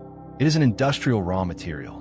The same way crude oil is refined into gasoline, diesel, and plastic, the tomato is processed into paste, sauce, diced product, puree, juice, and powder. And like crude oil, the tomato now has its own extraction zones, its own refining infrastructure, its own commodity markets, and its own geopolitics. Welcome to the era of red gold. The epicenter of this industry, at least in the first half of the 20th century, is California's Central Valley. This flat, sun-baked corridor running through the heart of the state produces more tomatoes than most countries. By the 1920s, California is responsible for the majority of processed tomato products in the United States, and the United States is responsible for the majority of processed tomato products on Earth. The numbers are almost absurd. Millions of tons of tomatoes, crushed into paste and packed into cans every single year. The Central Valley is, in many ways, the perfect tomato factory. It has abundant sunshine, predictable dry summers, and access to water from the Sierra Nevada snowpack through an elaborate system of dams, canals, and aqueducts that is itself one of the great engineering projects of the 20th century. The water is subsidized by the federal government, meaning that the true cost of growing tomatoes in a semi-arid landscape is hidden from the consumer. Cheap water makes cheap tomatoes. Cheap tomatoes make cheap ketchup, and nobody asks who is paying the real price. On the other side of the Atlantic, Italy's processing industry is concentrated in 2 regions. In the south, the Campania region around Naples continues its centuries-old relationship with the tomato, producing the canned-peeled tomatoes and San Marzano varieties that are prized by chefs worldwide. In the north, Emilia-Romagna, centered on the city of Parma, becomes the capital of tomato paste and passata production. Parma gives the world Parmesan cheese, Parma ham, and more tomato paste than you could possibly imagine.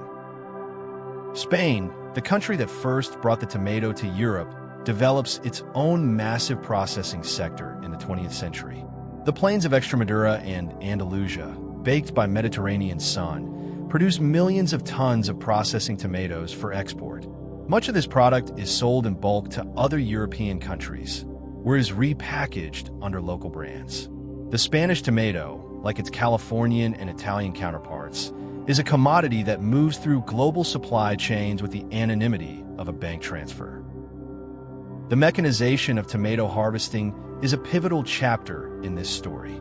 For most of the 20th century, tomatoes are picked by hand, a task requiring enormous amounts of seasonal labor. But in the 1960s, researchers at the University of California, Davis, develop a mechanical tomato harvester that can pick an entire field in a fraction of time. The machine does not care about the tomato's feelings. It shakes the plants, strips the fruit, and sorts it mechanically. It is efficient, it is brutal, and it will reshape the entire industry. The mechanical harvester does not just change how tomatoes are picked. It changes what tomatoes are. The machine cannot handle soft, delicate fruit.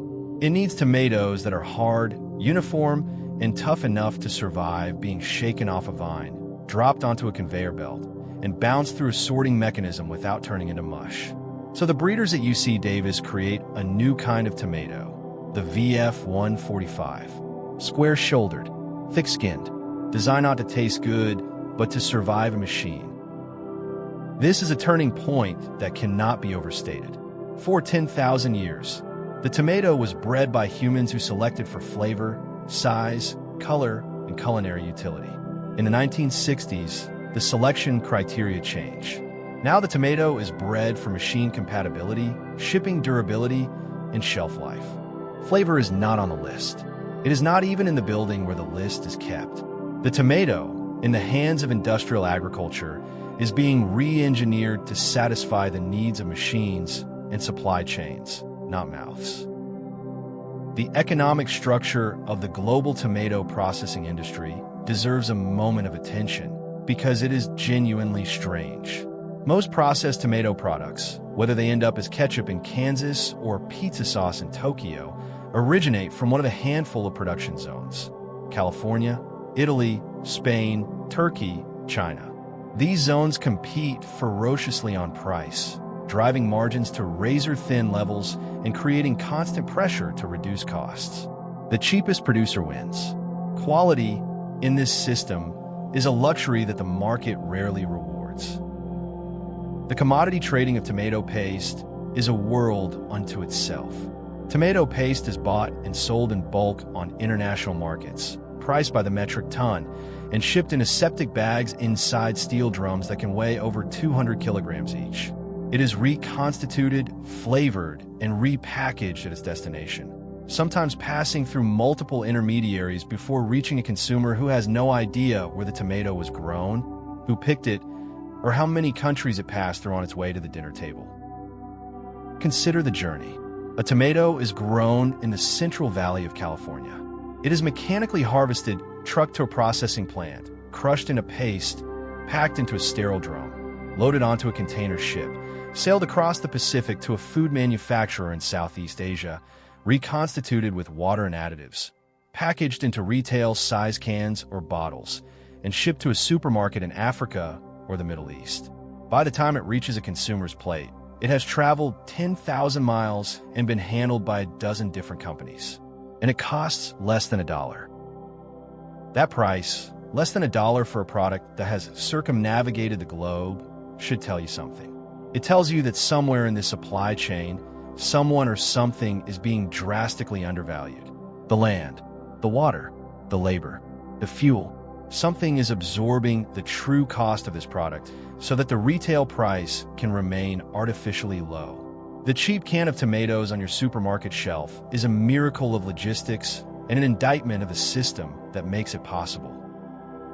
By the year 2000, the global processed tomato industry produces roughly 35 million metric tons of raw tomatoes annually, worth billions of dollars.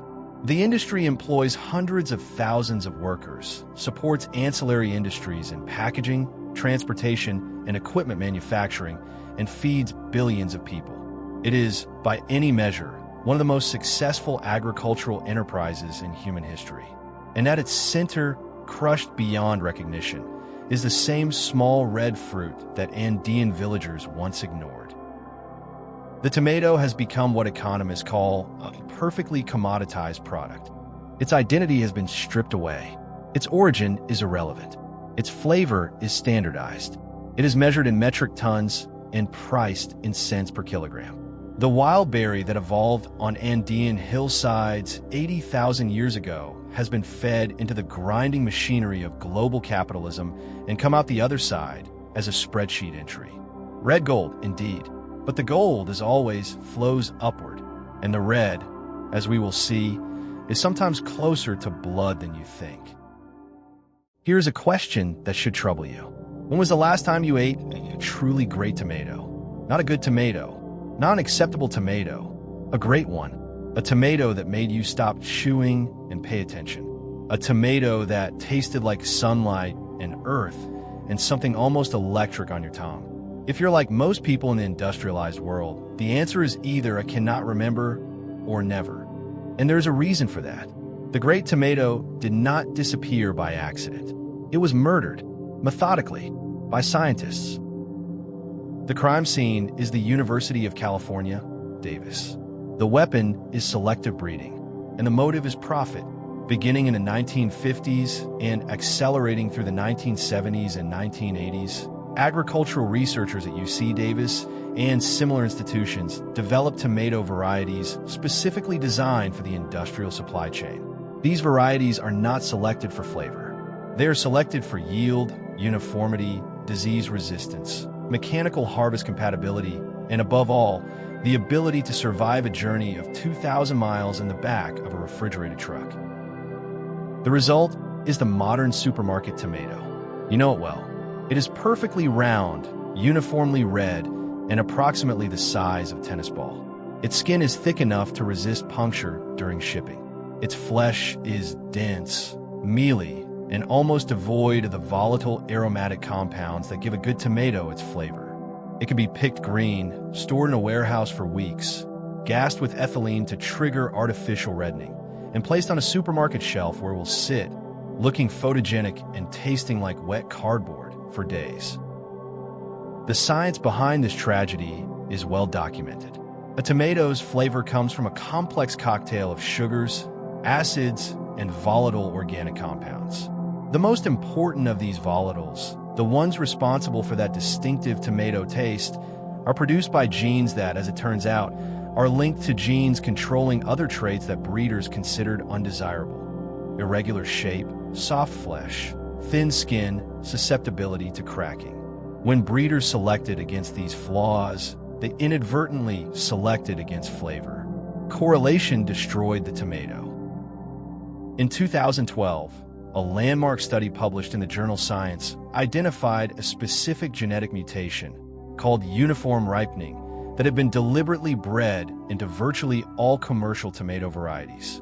This mutation causes tomatoes to ripen to a uniform color, which looks attractive on a shelf. But the same mutation disables a gene involved in sugar production, reducing the sweetness of the fruit by up to 20%. The industry had literally traded flavor for appearance, and no one had bothered to tell the consumer. The numbers tell a grim story. Studies comparing modern commercial tomato varieties with heirloom varieties grown under identical conditions find that heirlooms contain significantly higher levels of flavor-producing compounds. Some modern varieties have lost as much as 80% of their volatile aromatic content compared to their ancestors. 80%. Imagine if someone told you that the music you listen to had been stripped of 80% of its notes. That is what has happened to the tomato. The supermarket tomato is, in a very real sense, a fraud. It looks like a tomato. It has the shape of a tomato. It has the color of a tomato. But it does not taste like a tomato. It is a visual promise that the product cannot keep. And because most consumers have never tasted anything better, they do not know what they are missing. The supermarket tomato has become the norm, and the norm has become the definition. The tragedy is not just that the flavor is gone. It is that most people do not even know it was ever there. Who is responsible? The breeders? They were solving problems that the industry gave them. Make a tomato that can survive mechanical harvesting, long-distance shipping, and extended shelf life. The retailers? They wanted uniform, attractive products that would not rot before they sold. The consumers? They bought the cheapest, most convenient option available. The system? Everyone is responsible, which means in practice, no one is. The flavor of the tomato was not stolen by a villain. It was eroded by a system that never valued it in the first place. The green picking problem deserves special attention. Most commercial tomatoes in the United States are harvested while still green, weeks before they are fully ripe. They are then stored in warehouses and exposed to ethylene gas, a plant hormone that triggers the development of red pigments in the skin. The tomato turns red.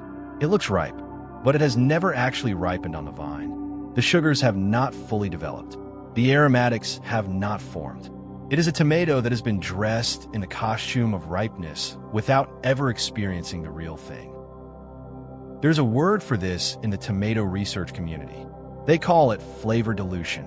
As yields per acre have increased, as fruit size has expanded, and as water content has risen to create plumper, heavier tomatoes that sell by the pound, the concentration of flavor compounds per unit of fruit has dropped. The tomato has gotten bigger and blander simultaneously. More water, more cellulose, less of everything that makes a tomato worth eating. We have optimized for weight. We are selling water at tomato prices. The Florida tomato industry is perhaps the most extreme example. Florida produces the majority of fresh market tomatoes consumed in the United States during the winter months. These tomatoes are grown in sandy, nutrient-poor soil, sprayed with enormous quantities of pesticides and fertilizers, picked green by hand, gassed, and shipped north in refrigerated trucks.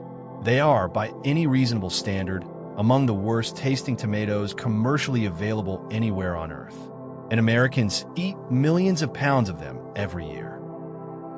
Barry Estabrook, the journalist whose 2011 book Tomatoland exposed the Florida tomato industry, writes that a modern Florida tomato contains about half the vitamin C, a fraction of the vitamin A, and significantly less calcium than a tomato grown in the same region 50 years earlier.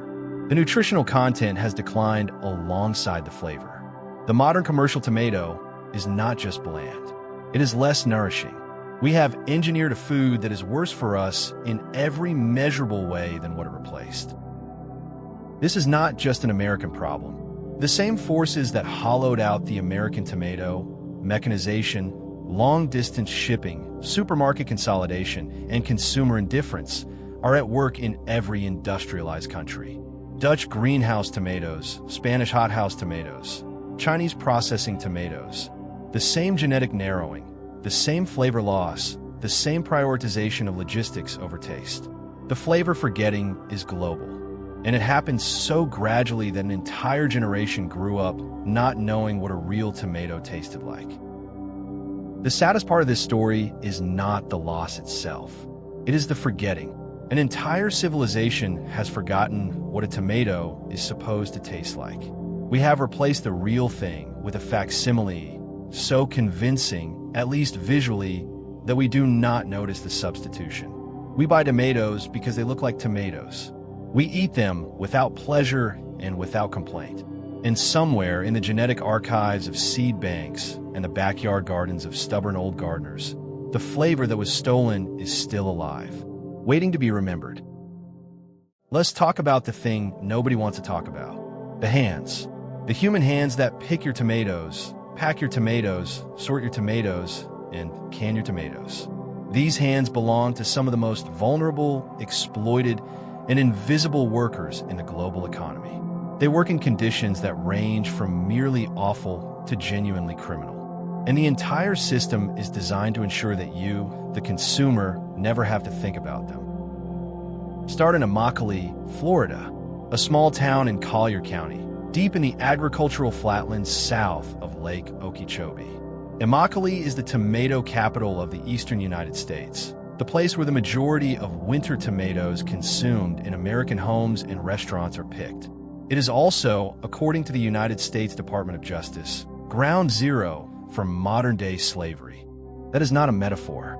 That is a legal assessment from the government of the United States.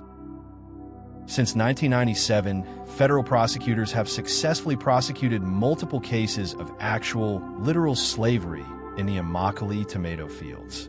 Workers, predominantly undocumented immigrants from Mexico, Guatemala, and Haiti, have been held against their will, forced to work without pay, beaten for attempting to leave, and locked in trucks and trailers at night. These are not allegations. These are convictions, federal convictions, in the United States of America, in the 21st century, over tomatoes. The Coalition of Immokalee Workers, a grassroots organization founded by farm workers themselves in 1993, has spent decades fighting to expose and reform these conditions. Their Fair Food program, launched in 2011, enlists major buyers like McDonald's, Walmart, and and Whole Foods to pay a premium that goes directly to workers and to submit to independent monitoring of working conditions. It is widely regarded as one of the most effective worker-driven social responsibility programs in the world. It should not have been necessary. The standard wage for a tomato picker in Florida before the Fair Food Program was approximately 40 to 50 cents per 32-pound bucket. A fast picker can fill perhaps 150 buckets in a 10-hour day. That works out to roughly $60 to $75 for a day of back-breaking physical labor in subtropical heat, with no benefits, no overtime pay, no sick leave, and no guarantee of work tomorrow. These are not wages. These are insults denominated in currency. Cross the Atlantic to Almeria in southeastern Spain, and the picture is equally disturbing. The province of Almeria contains the largest concentration of greenhouses on Earth, over 30,000 hectares of plastic sheeting visible from space, producing tomatoes, peppers, and cucumbers for the European market year-round. The labor force is overwhelmingly composed of migrants from North Africa and Sub-Saharan Africa, many of them undocumented, working under conditions that European human rights organizations have repeatedly condemned. Workers in the Almeria greenhouses are typically paid well below the Spanish minimum wage, often in cash to avoid tax and social security obligations. They live in shanty towns constructed from the same plastic sheeting that covers the greenhouses, without running water, electricity, or sanitation. They are exposed daily to pesticides applied in enclosed, poorly ventilated structures. Respiratory illness, skin disease, and heat exhaustion are endemic. This is the workforce that puts cheap tomatoes on European supermarket shelves in January. In southern Italy, the situation carries an additional layer of darkness. The tomato harvest in Puglia, Calabria, and Campania depends heavily on African migrant workers, many of them asylum seekers or undocumented migrants, who are recruited by illegal labor brokers known as caporali. The caporalato system is a form of organized exploitation. Workers pay brokers for transport to the fields, for water, for food, all deducted from wages that are already illegally low. The profits flow upward, often into the hands of organized crime networks. The Italian anti-mafia journalist Roberto Catanzaro has documented extensive connections between the 'Ndrangheta, the Calabrian organized crime syndicate, and the southern Italian tomato supply chain. The 'Ndrangheta controls transport, labor brokerage, and sometimes the processing facilities themselves, extracting profit at every stage. When you buy a can of Italian tomatoes, there is a non-trivial chance that organized crime has taken a cut somewhere along the way. The romantic image of Italian tomato farming, sun-drenched fields, and smiling non, is, in too many cases, a carefully maintained fiction. The pattern repeats across the globe. In China's Xinjiang region, the world's largest tomato paste production zone, Uyghur workers labor under conditions that international observers have described as forced labor, part of a broader system of state-imposed coercion targeting the Uyghur Muslim minority. In Turkey, Syrian refugees pick tomatoes for a fraction of the legal wage. In Mexico, indigenous workers from Oaxaca and Guerrero migrate to the tomato fields of Sinaloa under exploitative contracts that leave them trapped in debt cycles. There's a term in economics for what the tomato industry practices on a global scale. It is called externalizing costs. The retail price of a can of tomatoes does not reflect the true cost of production because the most expensive inputs, fair wages, safe working conditions, environmental protection, are simply not paid. These costs are externalized, absorbed by workers in the form of poverty and illness, by communities in the form of environmental degradation, and by governments in the form of healthcare and social welfare spending. The cheap tomato is not cheap. Someone else is paying the difference. Why does this persist? Because the consumer does not see it. The supply chain is long enough, opaque enough, and crosses enough borders that the connection between the worker in the field and the product on the shelf is effectively invisible. You buy a can of tomatoes. It has a pleasant label. It costs 99 cents. Nothing on the label tells you that the person who picked those tomatoes earned less than a living wage, or that the person who packed them worked 16-hour shifts in a building with no ventilation. Certification schemes, fair trade labels, and corporate social responsibility programs exist and have made genuine differences in specific contexts. The Fair Food Program in Florida is a genuine success story, but these programs cover a tiny fraction of the global tomato supply chain. The vast majority of processed tomatoes on the world market are produced without any independent monitoring of labor conditions.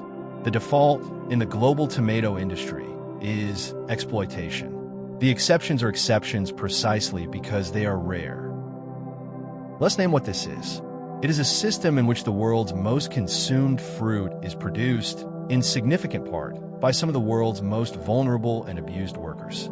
It is a system in which the distance between consumer and producer is maintained deliberately, because if consumers could see what happens in the fields and factories that feed them, the system would be forced to change. The invisibility is not a bug. It is a feature. The tomato industry does not hide its labor practices because it is ashamed. It hides them because visibility would cost money. The tomato did not ask for any of this. It is a plant. It does not exploit anyone, but the systems that humans have built around it, the supply chains, the commodity markets, the immigration policies, the retail price points, create the conditions in which exploitation flourishes. The tomato is innocent. The industry is not. And the consumer, scrolling past the news stories, dropping a 99-cent can into a shopping cart without a second thought, is somewhere in between. The Netherlands is a small, flat, rain-soaked country at the northern edge of Europe. It has approximately 800 hours of sunshine per year. Its average summer temperature struggles to reach 20 degrees Celsius. Its soil, much of it reclaimed from the sea, is heavy with clay and water. By every reasonable agricultural metric, the Netherlands is one of the worst places on earth to grow a tomato. And yet, this country is the second largest exporter of tomatoes on the planet. This requires some explanation. The explanation is glass. Approximately 10,000 hectares of the Dutch landscape are covered in greenhouses, concentrated primarily in a region called the Westland, near The Hague. From the air, it looks like a shattered mirror laid across the earth, an endless expanse of glass rooftops reflecting the gray Dutch sky. Inside these structures, a completely artificial world has been created, heated, humidified, illuminated, and controlled by computer systems that manage every variable from temperature to carbon dioxide concentration.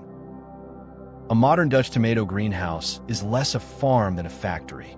The tomatoes grow not in soil, but in slabs of rock wool, an inert mineral fiber that serves as a support structure for the roots, while liquid nutrient solutions are delivered directly to each plant through precisely calibrated drip irrigation systems. Every drop of water is monitored. Every gram of fertilizer is measured. The plants grow in rows suspended above the ground, tended by workers on elevated platforms, and increasingly by robotic systems that can identify ripe fruit and pick it without bruising. The lighting systems alone are staggering. In the dark Dutch winters, when natural sunlight is insufficient for photosynthesis, the greenhouses are illuminated by banks of high-pressure sodium lamps, and increasingly by LED arrays that bathe the plants in artificial light for up to 18 hours a day. The energy consumption is enormous. A single hectare of lit Dutch greenhouse consumes as much electricity as a small town. The glow from the Westland greenhouses is visible from space. It is also visible from any honest assessment of environmental sustainability. The heat comes from natural gas. The Netherlands sits on significant natural gas reserves, and for decades, cheap domestic gas has been the fuel that makes the greenhouse industry viable. Gas-fired boilers heat the greenhouses to the subtropical temperatures that tomatoes require. The carbon dioxide produced by burning gas is, in a clever bit of recycling, pumped directly into the greenhouses to enhance photosynthesis. The tomatoes literally breathe the exhaust fumes of their own heating system. It is ingenious. It is also, from a climate perspective, completely insane. The yields are extraordinary. Dutch greenhouse tomatoes produce up to 70 kilograms per square meter per year, roughly 10 times the yield of open field tomatoes in a Mediterranean climate. The quality, at least in terms of visual appearance and shelf life, is impeccable. Uniform, clean, perfectly sized fruit that arrives at European supermarkets within 24 hours of harvest. It is a technological achievement of genuine brilliance, and it is sustained by a fossil fuel habit that would make an oil baron blush. The Dutch tomato has also been engineered for a specific consumer experience. The vine-ripened tomato sold still attached to a section of stem, marketed as a premium product that suggests a connection to nature that is, let us be frank, entirely fictional. These tomatoes were grown in rockwool, fed by computer, lit by artificial suns, and picked by a machine. The vine they are attached to is a prop, a piece of botanical theater designed to justify a higher retail price. It works spectacularly well. Pollination in Dutch greenhouses presents its own unique challenge. Tomato flowers are self-pollinating, but they require vibration, normally provided by wind or visiting insects, to release pollen effectively. In a sealed greenhouse, there is no wind, so the Dutch import commercial bumblebee colonies, primarily of the species Bombus terrestris, and place them inside the greenhouses to pollinate the tomato flowers. It works perfectly, but the commercial bumblebee trade has its own dark side. Escaped bees from greenhouse colonies have become invasive species in several countries, competing with and displacing native bee populations. The water efficiency of Dutch greenhouses is, to be fair, genuinely impressive. Closed-loop irrigation systems recirculate water, recovering and reusing up to 90% of the water applied to the plants. Compared to open-field tomato farming in California or Spain, which can consume thousands of liters of water per kilogram of fruit, Dutch greenhouses use a fraction. In a world facing escalating water scarcity, this efficiency is not trivial. It is one of the few genuinely sustainable aspects of the Dutch model. But water efficiency does not offset carbon intensity. Studies comparing the life cycle greenhouse gas emissions of Dutch greenhouse tomatoes with field-grown tomatoes from southern Europe consistently show that the Dutch product has a significantly higher carbon footprint, primarily due to heating and lighting. A tomato grown in a heated Dutch greenhouse in January produces roughly 5 times more carbon dioxide per kilogram than a tomato grown in an open field in Spain in July.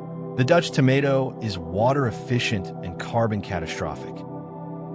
The Dutch model is being exported worldwide.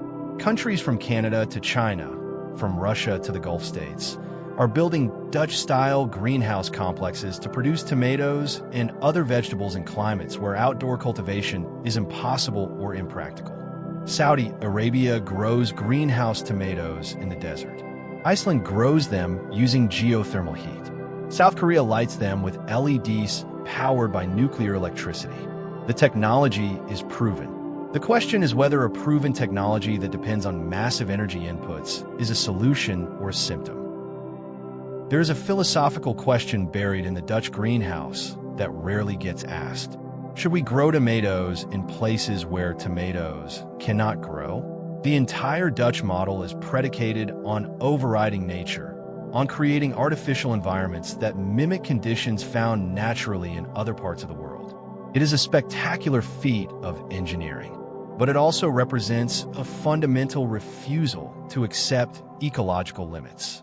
If you can grow a tomato anywhere, regardless of climate, does geography still mean anything?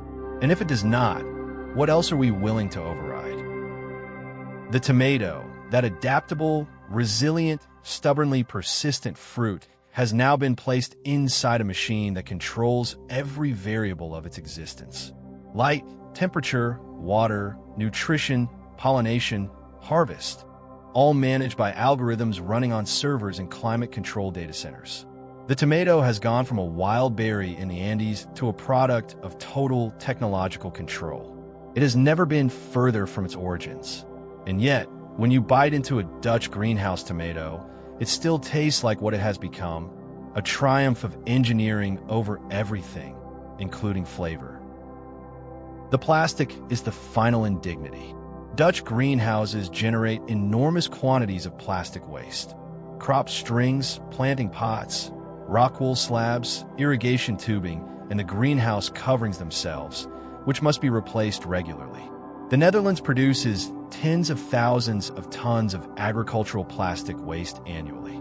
Much of it is recycled, but not all. The tomato that was once grown in soil, under an open sky, with no input beyond rain and sunshine, now leaves behind a trail of polymer waste that will persist in the environment for centuries. And so the Dutch greenhouse tomato sits on your supermarket shelf, clean, perfect, available in December, produced by a system of astonishing sophistication and questionable sustainability. It is a tomato that has been liberated from every natural constraint: season, climate, soil, sunlight. It is also a tomato that embodies every contradiction of modern industrial agriculture. It solves the problem of supply while creating the problem of carbon. It feeds people while consuming the planet.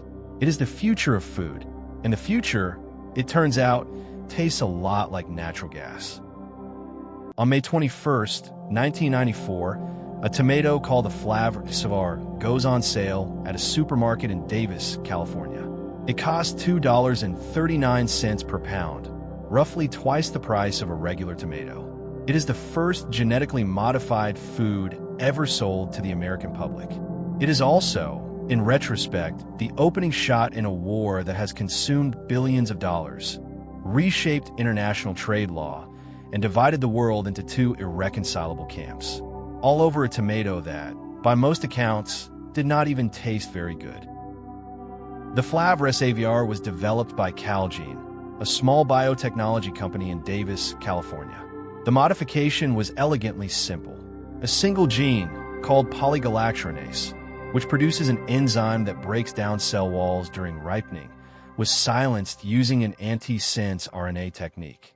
The result was a tomato that softened more slowly after harvest, allowing it to be picked at a later stage of ripeness and, theoretically, shipped with better flavor than the green-picked rocks that dominated the market. In theory, the Flavre Sauveur was exactly what the tomato needed: a technological fix for the flavor crisis. A tomato that could ripen on the vine and still survive shipping. The science was sound, the intention was good, and the market response was, initially, positive. Consumers in test markets actually preferred the Flavre Sauveur to conventional tomatoes in blind taste tests. For a brief, hopeful moment, it looked like biotechnology might save the tomato from the industrial machine that had hollowed it out. It did not last. The Flavre Sauveur was plagued by problems that had nothing to do with its genetics. Calgene was a small company that had poured its resources into research and regulatory approval, leaving almost nothing for the mundane realities of commercial agriculture: growing, picking, packing, and shipping at scale. The tomatoes bruised easily. They were expensive to produce, and the yield from Calgene's contracted growers was disappointing. By 1997, less than 3 years after its triumphant debut, the Flavre Sauveur was dead. Calgene was acquired by Monsanto. The tomato was quietly discontinued. But the Flavre Sauveur's commercial failure was almost irrelevant compared to the cultural earthquake it triggered. The very idea of a genetically modified food entering the human food supply terrified millions of people, particularly in Europe, where the memories of mad cow disease and other food safety scandals had created a deep, visceral distrust of industrial food technology. The term Frankenfood enters the popular vocabulary. Greenpeace, Friends of the Earth, and dozens of other organizations launch campaigns against GMOs with a ferocity that catches the biotech industry completely off guard. The European Union, responding to public pressure, effectively bans the cultivation of genetically modified crops and imposes strict labeling requirements on imported GM products. This decision, taken in the late 1990s and reinforced over subsequent decades, shapes global agricultural trade to this day. Countries that export food to Europe must maintain GM-free supply chains, creating a two-tier global system: one market that accepts genetic modification and one that does not. The tomato, innocent as always, is at the center of this schism. The anti-GMO movement raises legitimate concerns alongside less defensible ones. The legitimate concerns include corporate consolidation of the seed supply, the ecological risks of gene flow from modified crops to wild relatives, and the ethical implications of patenting life forms.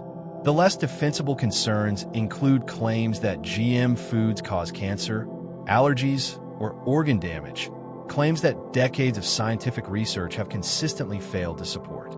The tomato, caught in the crossfire, suffers from the inability of public discourse to distinguish between a valid policy question and a conspiracy theory.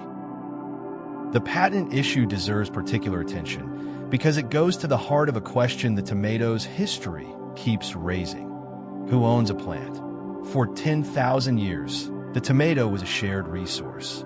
Seeds were saved, exchanged, and passed between communities without restriction.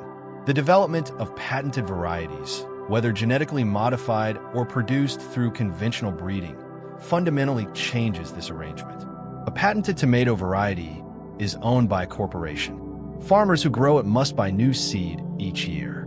Saving seed, the most ancient agricultural practice in human history, becomes a violation of intellectual property law. The corporate consolidation of the global seed market is staggering. By the 2020s, for companies, Bayer, which acquire Monsanto, Corteva, Syngenta, owned by ChemChina, and BASF, control the majority of the world's commercial seed supply, including tomato seeds. These companies invest billions in research and hold thousands of patents on plant genetics. The tomato's genome, shaped by millennia of collective human effort, is now, in significant portions, corporate property. The commons has been enclosed. The garden has a landlord. Then comes CRISPR. The gene editing technology that arrives in the 2010s changes the rules again. Unlike traditional genetic modification, which involves inserting foreign genes from other organisms, CRISPR allows scientists to make precise edits to an organism's existing DNA, essentially accelerating the kind of changes that could occur through natural mutation or conventional breeding, but doing so in weeks rather than decades. The regulatory and ethical implications are enormous, and the tomato, once again, is the test case. In 2021, Japan approves the world's first CRISPR-edited tomato for commercial sale. The Sicilian Rouge High GABA tomato, developed by the company Sinatec Seed, has been edited to produce higher levels of gamma-aminobutyric acid, a compound associated with relaxation and blood pressure reduction. It is marketed as a health food. It is also a Trojan horse, a test of whether consumers will accept gene-edited foods when they have already rejected genetically modified ones. The tomato is, once again, the canary in the biotechnological coal mine. Researchers at laboratories around the world are using CRISPR to address the tomato's accumulated losses.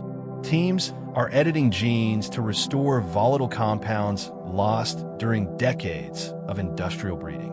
Others are working on disease resistance, drought tolerance, and nutritional enhancement. The promise is tantalizing. A tomato that combines the flavor of an heirloom with the yield and disease resistance of a modern hybrid. The technology exists. The science is proven. The question is whether society will let it happen. At the same time, a quieter, less glamorous effort to preserve tomato genetics is underway in seed banks around the world. The Svalbard Global Seed Vault in Norway, the USDA Germplasm Collection in Geneva, New York, and the Tomato Genetics Resource Center at UC Davis hold thousands of tomato varieties, including wild species, ancestral cultivars, and heirlooms that are no longer commercially grown. These collections are the tomato's genetic insurance policy, a reservoir of diversity that could prove critical as climate change reshapes the conditions under which tomatoes can grow. The gene wars are not over. They are, if anything, intensifying. The battles over who controls the tomato's genetic future, whether it will be governed by corporate patents or public research, by consumer fear or scientific evidence, by the logic of the market or the logic of ecological survival, are being fought in laboratories, legislatures, and supermarket aisles around the world. The tomato, that ancient, patient, much abused fruit, waits. It has been waiting for 80,000 years. It can wait a little longer. There is no country on earth more identified with the tomato than Italy. The entire Italian national brand, from tourism to fashion to diplomacy, is infused with the warm glow of the pomodoro. Italian tomato sauce, Italian pizza, Italian nana, stirring a pot of sugo on a Sunday afternoon while grandchildren play in a sun-drenched courtyard. It is one of the most powerful and emotionally compelling food mythologies ever constructed, and significant portions of it are a lie. Here is a fact that the Italian food industry would prefer you did not know. Italy imports hundreds of thousands of tons of tomato paste and concentrate every year, much of it from China. This paste is shipped to Italian ports in bulk containers, transferred to Italian processing facilities, diluted, flavored, and repackaged in cans and jars bearing Italian brand names, Italian flags, and phrases like "Made in Italy" or "Product of Italy." Under European Union labeling law, this is legal. The final processing step determines the country of origin. The tomatoes themselves can come from anywhere. The journalist Jean-Baptiste Mallet, in his 2017 investigative book, L'Empire de l'Or Rouge, traces the journey of Chinese tomato paste from the fields of Xinjiang to the supermarket shelves of Europe and Africa. His findings are damning.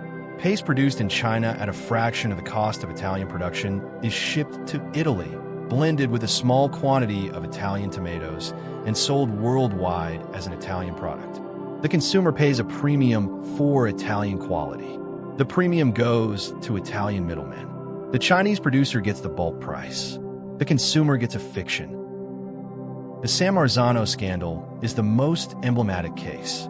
The San Marzano tomato, a long, thin, intensely flavored plum tomato grown in the volcanic soil near Mount Vesuvius, is considered the gold standard for pizza sauce and pasta sauce worldwide.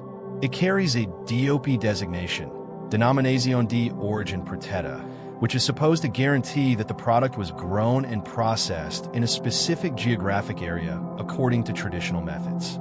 In theory, it is the most protected tomato on Earth. In practice, the San Marzano label is one of the most counterfeited food designations in existence. Studies and investigations have consistently found that the majority of cans labeled San Marzano on the global market are not genuine DOP products. Some contain tomatoes from other Italian regions. Some contain tomatoes from other countries entirely. Some contain a blend of different tomato varieties with no San Marzano content whatsoever. The label is a brand. The brand is a promise. And the promise is, more often than not, broken. In 2010, Italian police seized over 14,000 tons of fraudulently labeled tomato products in a single operation. The cans bore the names of respected Italian brands. The tomatoes inside came from Turkey, Egypt, and China. The fraud was orchestrated by networks linked to the Camorra, the Neapolitan organized crime syndicate that has controlled significant portions of the southern Italian food supply chain for decades. The tomato, it turns out, is a perfect vehicle for money laundering, a high-volume, low-scrutiny product moving through complex supply chains. The Camorra's involvement in the Italian tomato industry is not a peripheral detail. It is structural.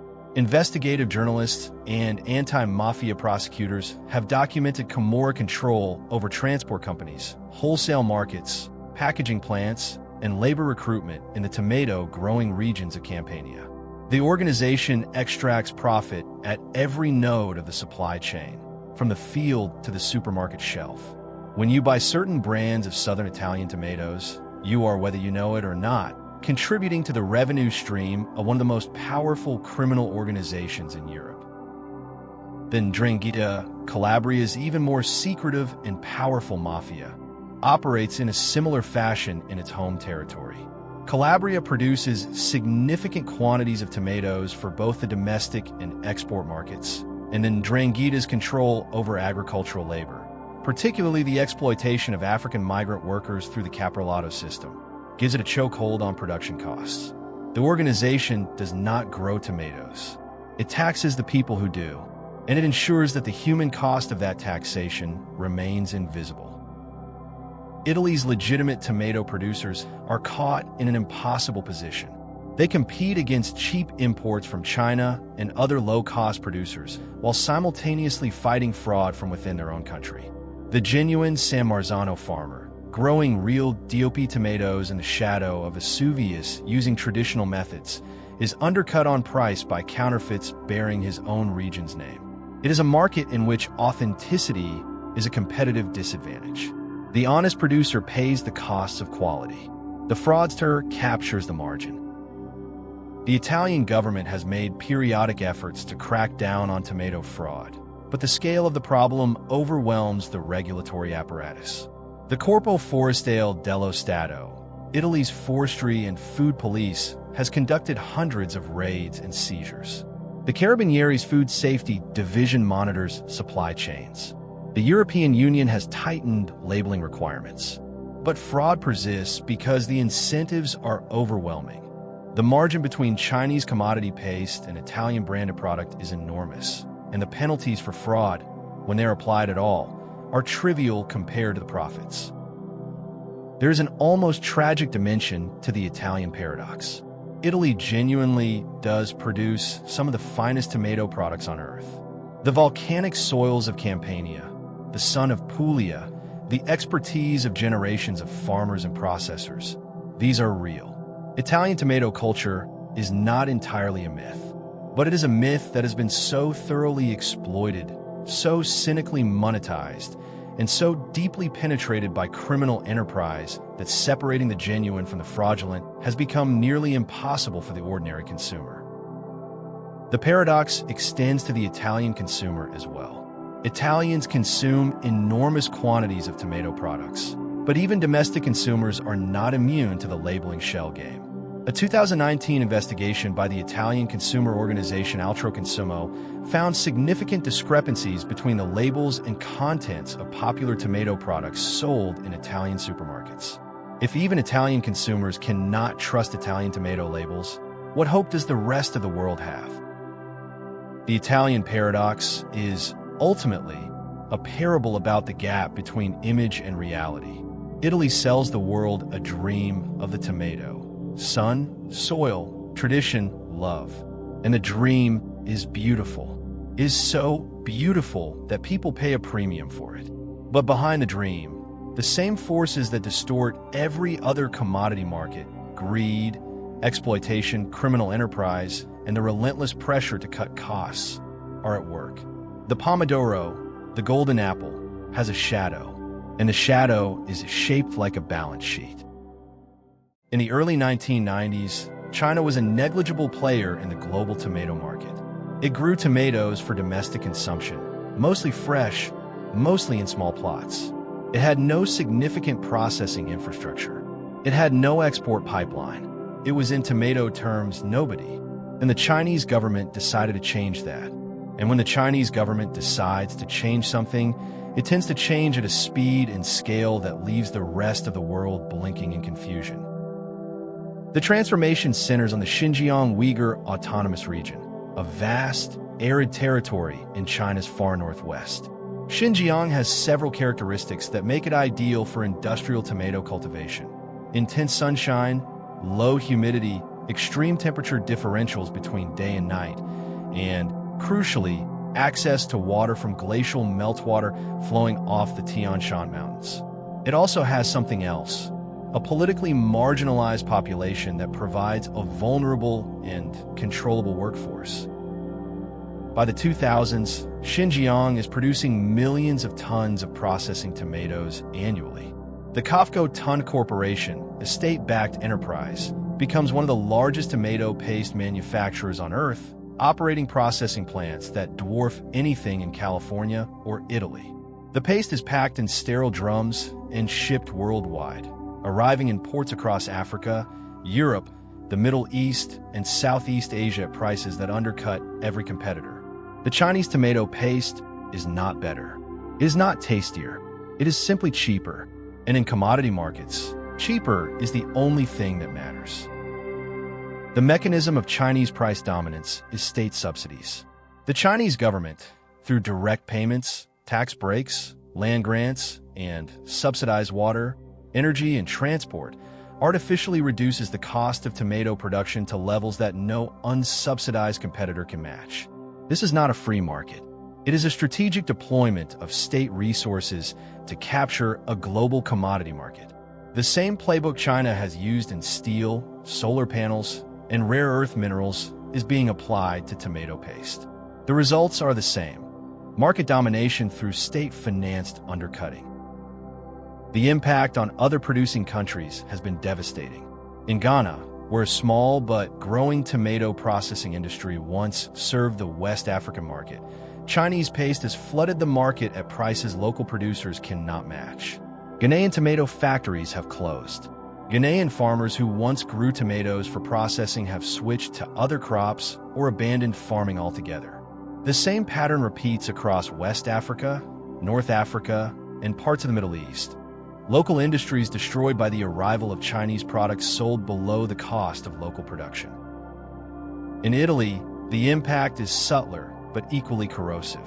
Italian processors, particularly in the south, import Chinese paste in bulk, blend it with a small amount of Italian product, and sell it under Italian labels.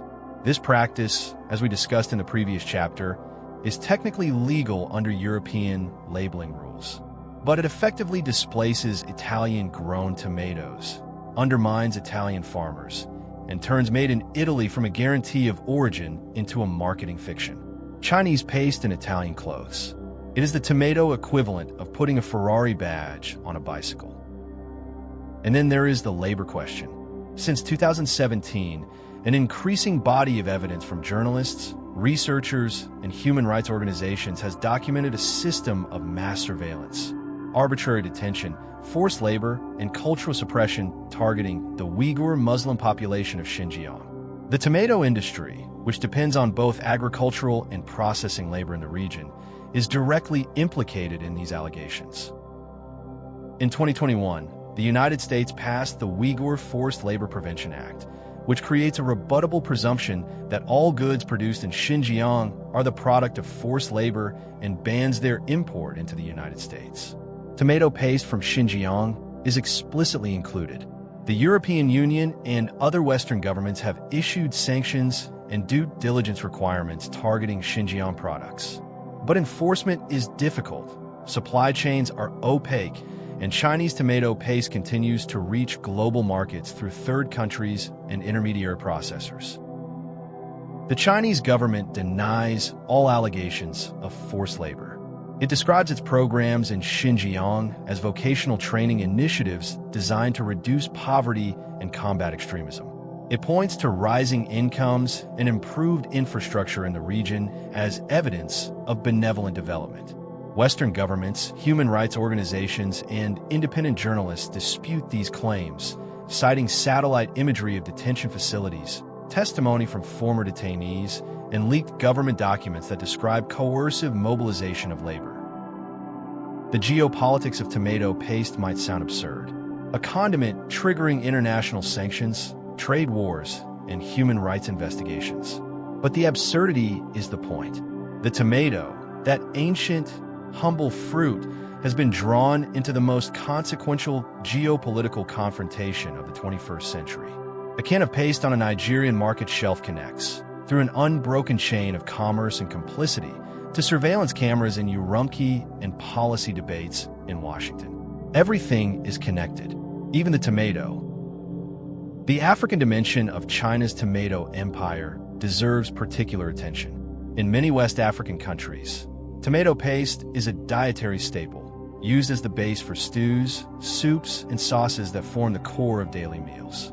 Chinese paste, sold in small, affordable tins, has become ubiquitous in markets from Lagos to Dakar. It is the cheapest source of tomato flavor available to some of the world's poorest consumers.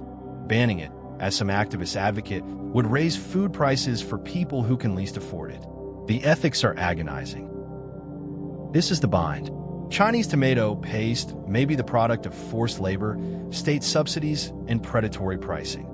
It may have destroyed local industries and perpetuated dependency, but also feeds people, real people, poor people, People for whom the alternative to cheap Chinese paste is not artisanal Italian product, but no tomato at all. The moral clarity that Western critics demand is a luxury that a mother in Accra, trying to feed her children on $2 a day, cannot afford. China's tomato empire is, in the final analysis, a mirror.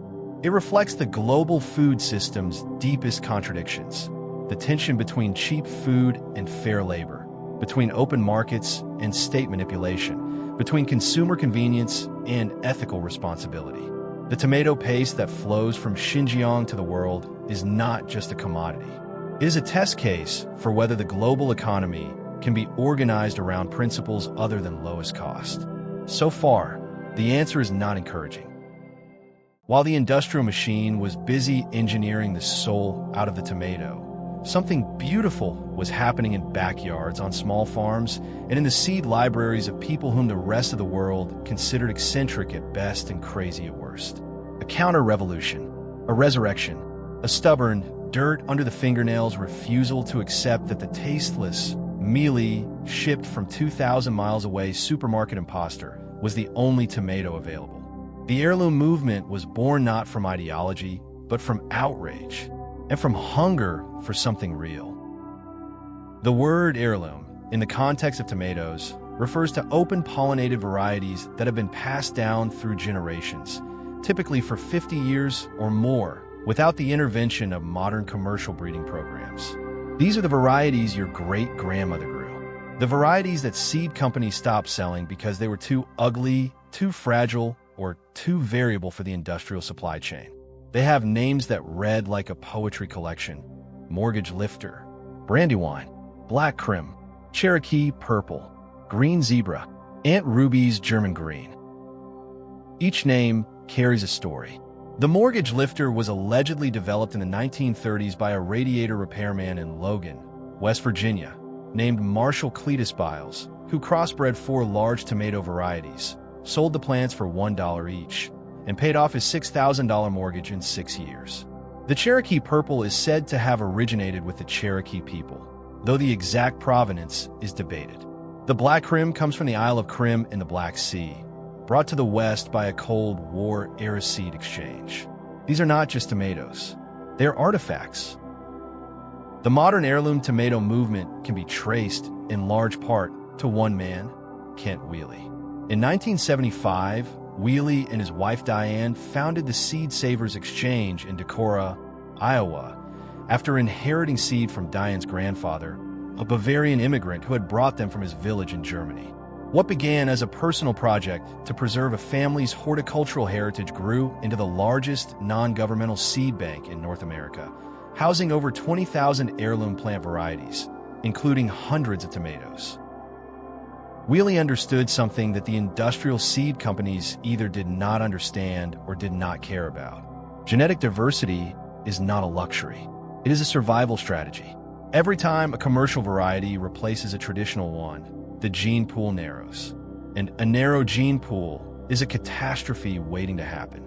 A single new disease, a single climatic shift, and varieties that lack genetic resistance can be wiped out entirely. The Irish potato famine of the 1840s was caused, at root, by exactly this kind of genetic vulnerability. The heirloom movement is, among other things, an insurance policy against the next famine. The flavor case for heirlooms is, frankly, overwhelming. Anyone who has tasted a properly grown Brandywine next to a supermarket tomato understands the difference immediately. It is not subtle. It is not a matter of refined palates or foodie snobbery. The Brandywine tastes like a tomato. The supermarket specimen tastes like water with red food coloring. The difference is chemical, measurable, and devastating. Heirlooms contain dramatically higher concentrations of the volatile aromatic compounds that define tomato flavor. They are simply better. But heirlooms have weaknesses, and honesty requires naming them. They are, as a rule, lower yielding than modern hybrids. They are more susceptible to disease. Their fruits are often irregular in shape, prone to cracking, and poorly suited to mechanical harvesting or long-distance shipping. They are, in commercial terms, a nightmare. This is precisely why the industry abandoned them. And it is precisely why they survive only in the hands of gardeners and small farmers who value taste over efficiency. The farmers' market revolution of the late 20th and early 21st centuries gives heirloom tomatoes their commercial moment. As consumers, particularly affluent urban consumers, grow disillusioned with industrial food and seek out locally grown, artisanal products, the heirloom tomato becomes an icon of the alternative food movement. Farmers who grow heirlooms can charge premium prices, $4, $5, even $8 per pound at farmers markets in New York, San Francisco, or London. The heirloom tomato becomes a status symbol, which is ironic, given that these are the varieties that were originally grown by the poorest farmers. The class dimension of the heirloom movement is uncomfortable and worth acknowledging.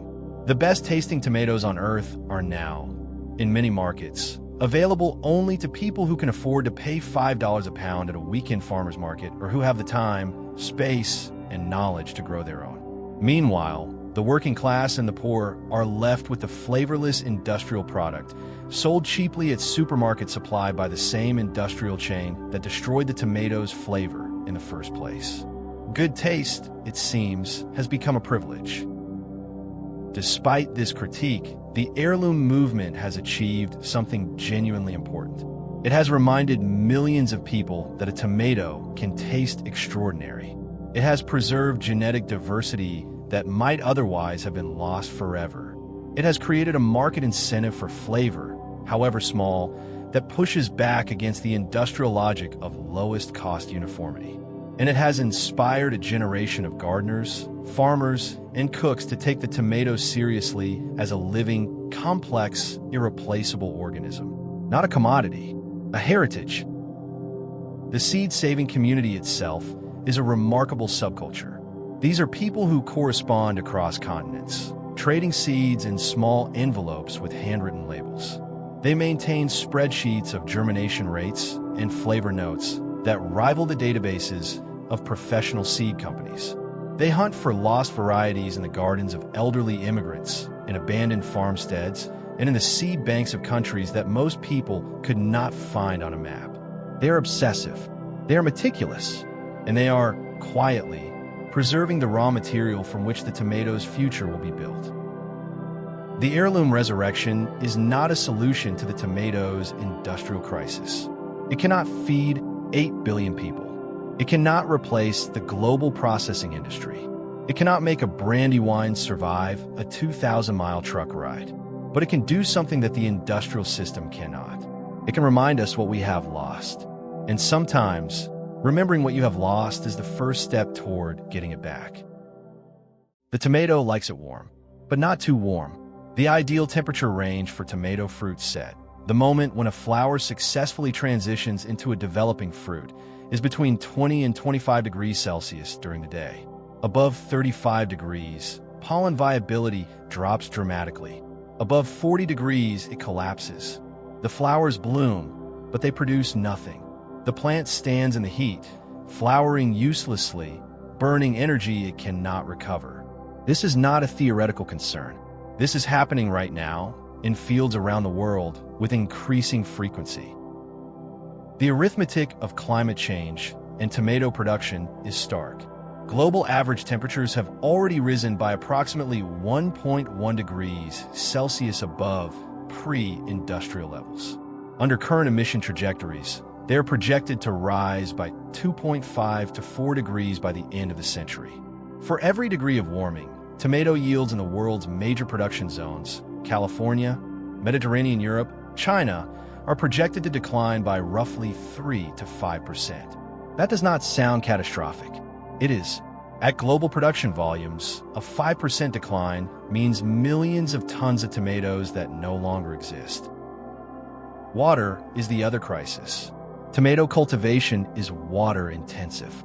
A single kilogram of fresh tomatoes requires roughly 50 to 60 liters of water.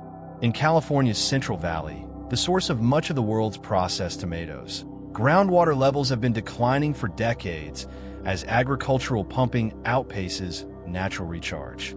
The Ogallala Aquifer, which underlies much of the American Great Plains and supports significant tomato production, is being depleted at rates that some hydrologists describe as irreversible within current lifetimes.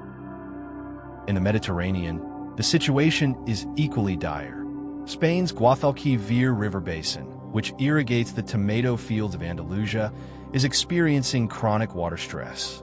Italy's Po Valley, the backbone of northern Italian agriculture, has seen record droughts in recent years.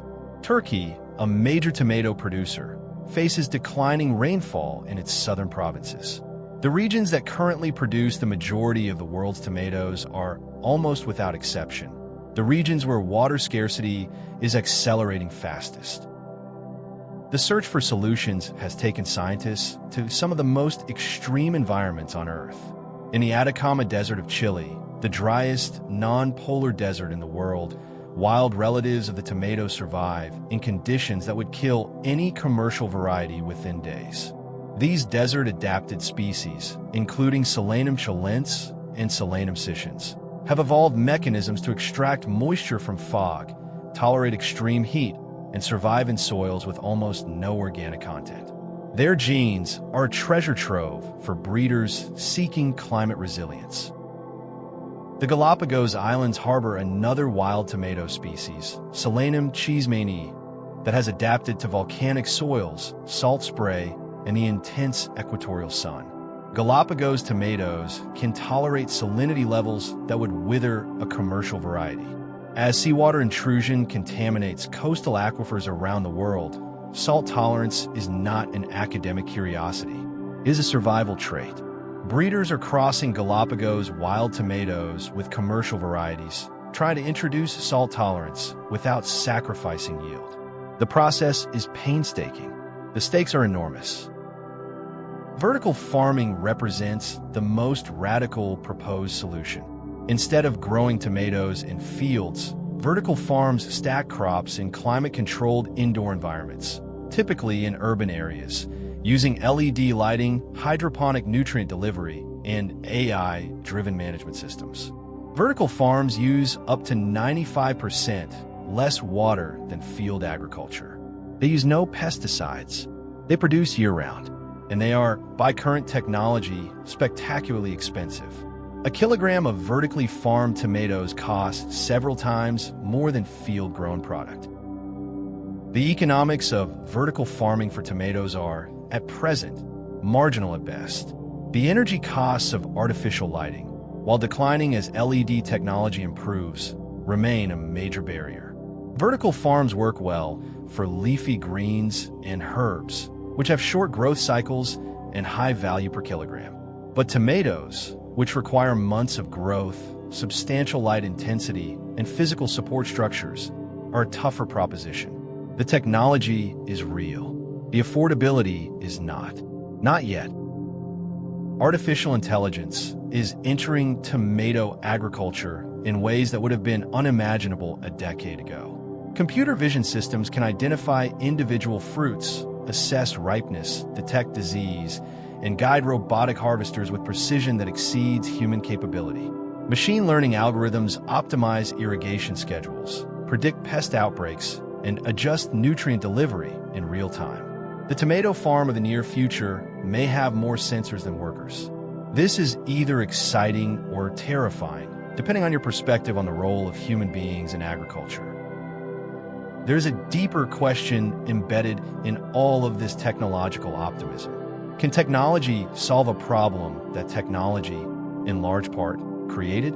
The industrial system that bred flavor out of the tomato depleted the aquifers that irrigated and emitted the carbon that is warming the planet is now proposing more technology as the solution. Gene editing, vertical farms, i.e., robotic harvesters. These are not solutions to the tomatoes crisis. They are adaptations to a crisis that the industrial model itself produced. The patient is prescribing its own medicine. The most sobering projections come from climate scientists who model the geographic shift of tomato production zones. Under high warming scenarios, the regions currently best suited to tomato cultivation move northward by hundreds of kilometers. Southern Spain becomes too hot. California's Central Valley becomes too dry. Southern Italy loses viable growing days. Meanwhile, regions that are currently too cold, southern England, northern France, parts of Scandinavia, become newly viable. The tomato map of the world is being redrawn by atmospheric physics, and the tomato has no say in the matter. For small farmers in the developing world, the tomato's climate crisis is not a future concern. It is a present emergency. In India, the second largest tomato producer on Earth, erratic monsoon patterns and extreme heat events have caused wild price swings, with retail tomato prices occasionally spiking tenfold within weeks. In East Africa, changing rainfall patterns have disrupted traditional growing seasons. In Central America, drought and heat are forcing farmers to abandon tomato cultivation entirely. The crisis is here. It is just not evenly distributed. The tomato's future is not predetermined. There are paths forward that combine the best of new technology with the genetic wisdom preserved by heirloom collectors, the ecological insights of traditional farming, and the policy courage to address the systemic failures of the global food system. But these paths require choices that markets, left to themselves, will not make. They require valuing flavor alongside yield, sustainability alongside profit, and human dignity alongside efficiency. They require, in short, treating the tomato as something more than a commodity. And that is historically something humans have found very difficult to do. The tomato has survived everything. Volcanoes, ice ages, the destruction of empires, 3 centuries of being called a poison, the systematic erasure of its flavor, the exploitation of the people who grow it. It has survived because it is at the genetic level extraordinarily resilient. The wild relatives that still cling to existence in the Atacama and the Galapagos carry genes that evolution spent millions of years perfecting for exactly the kind of stress that is now bearing down on us all. The tomato's past may hold the key to its future, if we are wise enough to look. We began this story 80,000 years ago on a volcanic hillside in the Andes with a small, toxic berry that no human had ever touched. We are ending it here, in the present, with a fruit that is consumed in virtually every country, every cuisine, and every social class on Earth. Between those 2 points lies a story of fear, courage, exploitation, genius, indifference, and the strangest, most improbable trajectory of any food in human history. The tomato should not be here, and yet here it is, on your plate, in your sauce, inside every bite of pizza you have ever eaten. Let us reckon with the numbers. The world produces roughly 180 million metric tons of tomatoes per year. That is more than bananas, more than apples, more than grapes. The tomato is, by production volume, the single most consumed fruit on Earth. It is present in the cuisines of every inhabited continent. It forms the base of sauces, soups, stews, and condiments consumed by billions of people daily. Remove the tomato from the human food supply, and entire culinary traditions collapse. And yet, for all its ubiquity, the tomato remains one of the most misunderstood organisms in human culture. In the United States, it is legally a vegetable thanks to an 1893 Supreme Court ruling driven by tariff politics rather than botany. Biologically, it is a berry, a classification that puts it in the same category as grapes and blueberries and makes it a deeply uncomfortable fit for any salad. Culturally, it is an Italian thing, despite the fact that it arrived in Italy barely 500 years ago and was treated as a suspected poison for most of that time. The tomato's journey reveals something uncomfortable about how human civilizations process new information. We do not evaluate. We do not observe. We panic. The tomato looked like a poisonous plant, so we called it poisonous. It came from a conquered people, so we distrusted it. It was eaten by the poor, so we dismissed it. Every judgment made about the tomato for the first 3 centuries of its European life was wrong. Not slightly wrong, completely, catastrophically wrong. And the people who were right, the Neapolitan poor, the Aztec cooks, the Andean farmers, were the people whose opinions counted for nothing. There's a lesson in this, and it is not a comfortable one. The tomato story is a story about the politics of knowledge, about whose experience counts as evidence, about the systems that determine which voices are heard and which are silenced. The Aztecs knew the tomato was food. They had been eating it for centuries, but their knowledge was discredited because they were the conquered, the colonized, the dead. The Neapolitan poor knew the tomato was safe, but their knowledge did not count because they were poor. In the history of the tomato, being right has never been enough. You also have to be powerful. The industrial era adds another layer to this parable. The tomato's flavor was destroyed, not by ignorance, but by efficiency. The people who bred the taste out of the tomato were not fools. They were brilliant scientists solving real logistical problems, but they operated within a system that did not value what they were losing. The market rewarded yield, uniformity, and durability. It did not reward flavor, and so flavor disappeared, not because anyone decided it should, but because no one decided it should not. The labor dimension of the tomato story is perhaps the darkest thread in the tapestry. From the earliest days of the canning industry to the modern fields of Florida and Almeria, the tomato has been consistently produced by the most exploitable workers available. Immigrants, undocumented people whose legal status makes them afraid to complain, afraid to organize, afraid to demand basic dignity. The tomato industry did not invent this exploitation, but it has been an enthusiastic and persistent participant. And the environmental cost: water depleted from aquifers that took millennia to fill, carbon pumped into the atmosphere from heated greenhouses, plastic waste from miles of agricultural sheeting, soil degraded by monoculture, biodiversity lost to genetic narrowing. The tomato's footprint on the planet is, relative to its size, astonishing. A fruit that weighs a few ounces carries an ecological shadow that stretches across continents. We eat it without thinking. The planet absorbs the cost without being asked. But this is not a story that ends in despair, because the tomato also represents something else. It represents the human capacity for discovery, for adaptation, for falling in love with something unexpected and making it central to your life. The Andean farmers who first tolerated a wild weed, the Aztec cooks who made it sing, the Neapolitan poor who turned rejection into revolution, the heirloom gardeners who refused to let the good varieties die. At every stage of its history, the tomato has been saved by people who saw value where others saw danger. Think about the absurdity and the beauty of this journey. A wild berry from a volcanic hillside in Peru, ignored for millennia, domesticated by accident, perfected by a civilization that was then destroyed, shipped across an ocean as war plunder, feared as poison for 300 years, rescued by the hungriest people on the continent, canned for soldiers, squeezed into bottles, engineered into blandness, resurrected by eccentrics, threatened by the climate crisis, and still, after all of that, present on every table in every country in the world. The tomato does not care about any of this. It is a plant. It does not have opinions about human civilization, or the industrial food complex, or the Supreme Court's taxonomy. It grows. It fruits. It drops its seeds. It does what it has been doing for 80,000 years.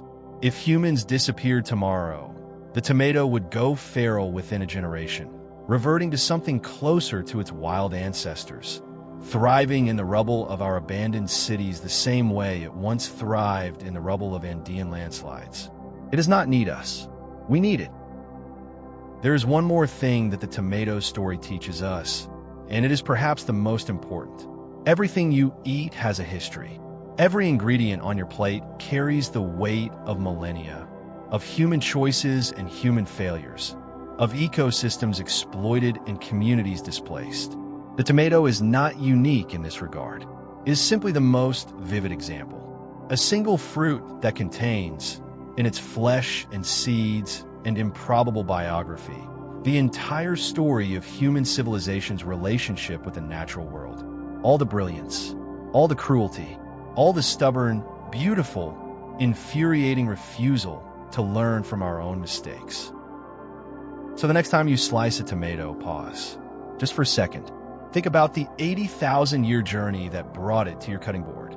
Think about the Andean hillside where it began, the Aztec market where it was celebrated, the European garden where it was feared, the Neapolitan street where it was saved, the factory where it was canned, the field where someone's hands you will never see, pulled it from a vine under a sun you will never feel.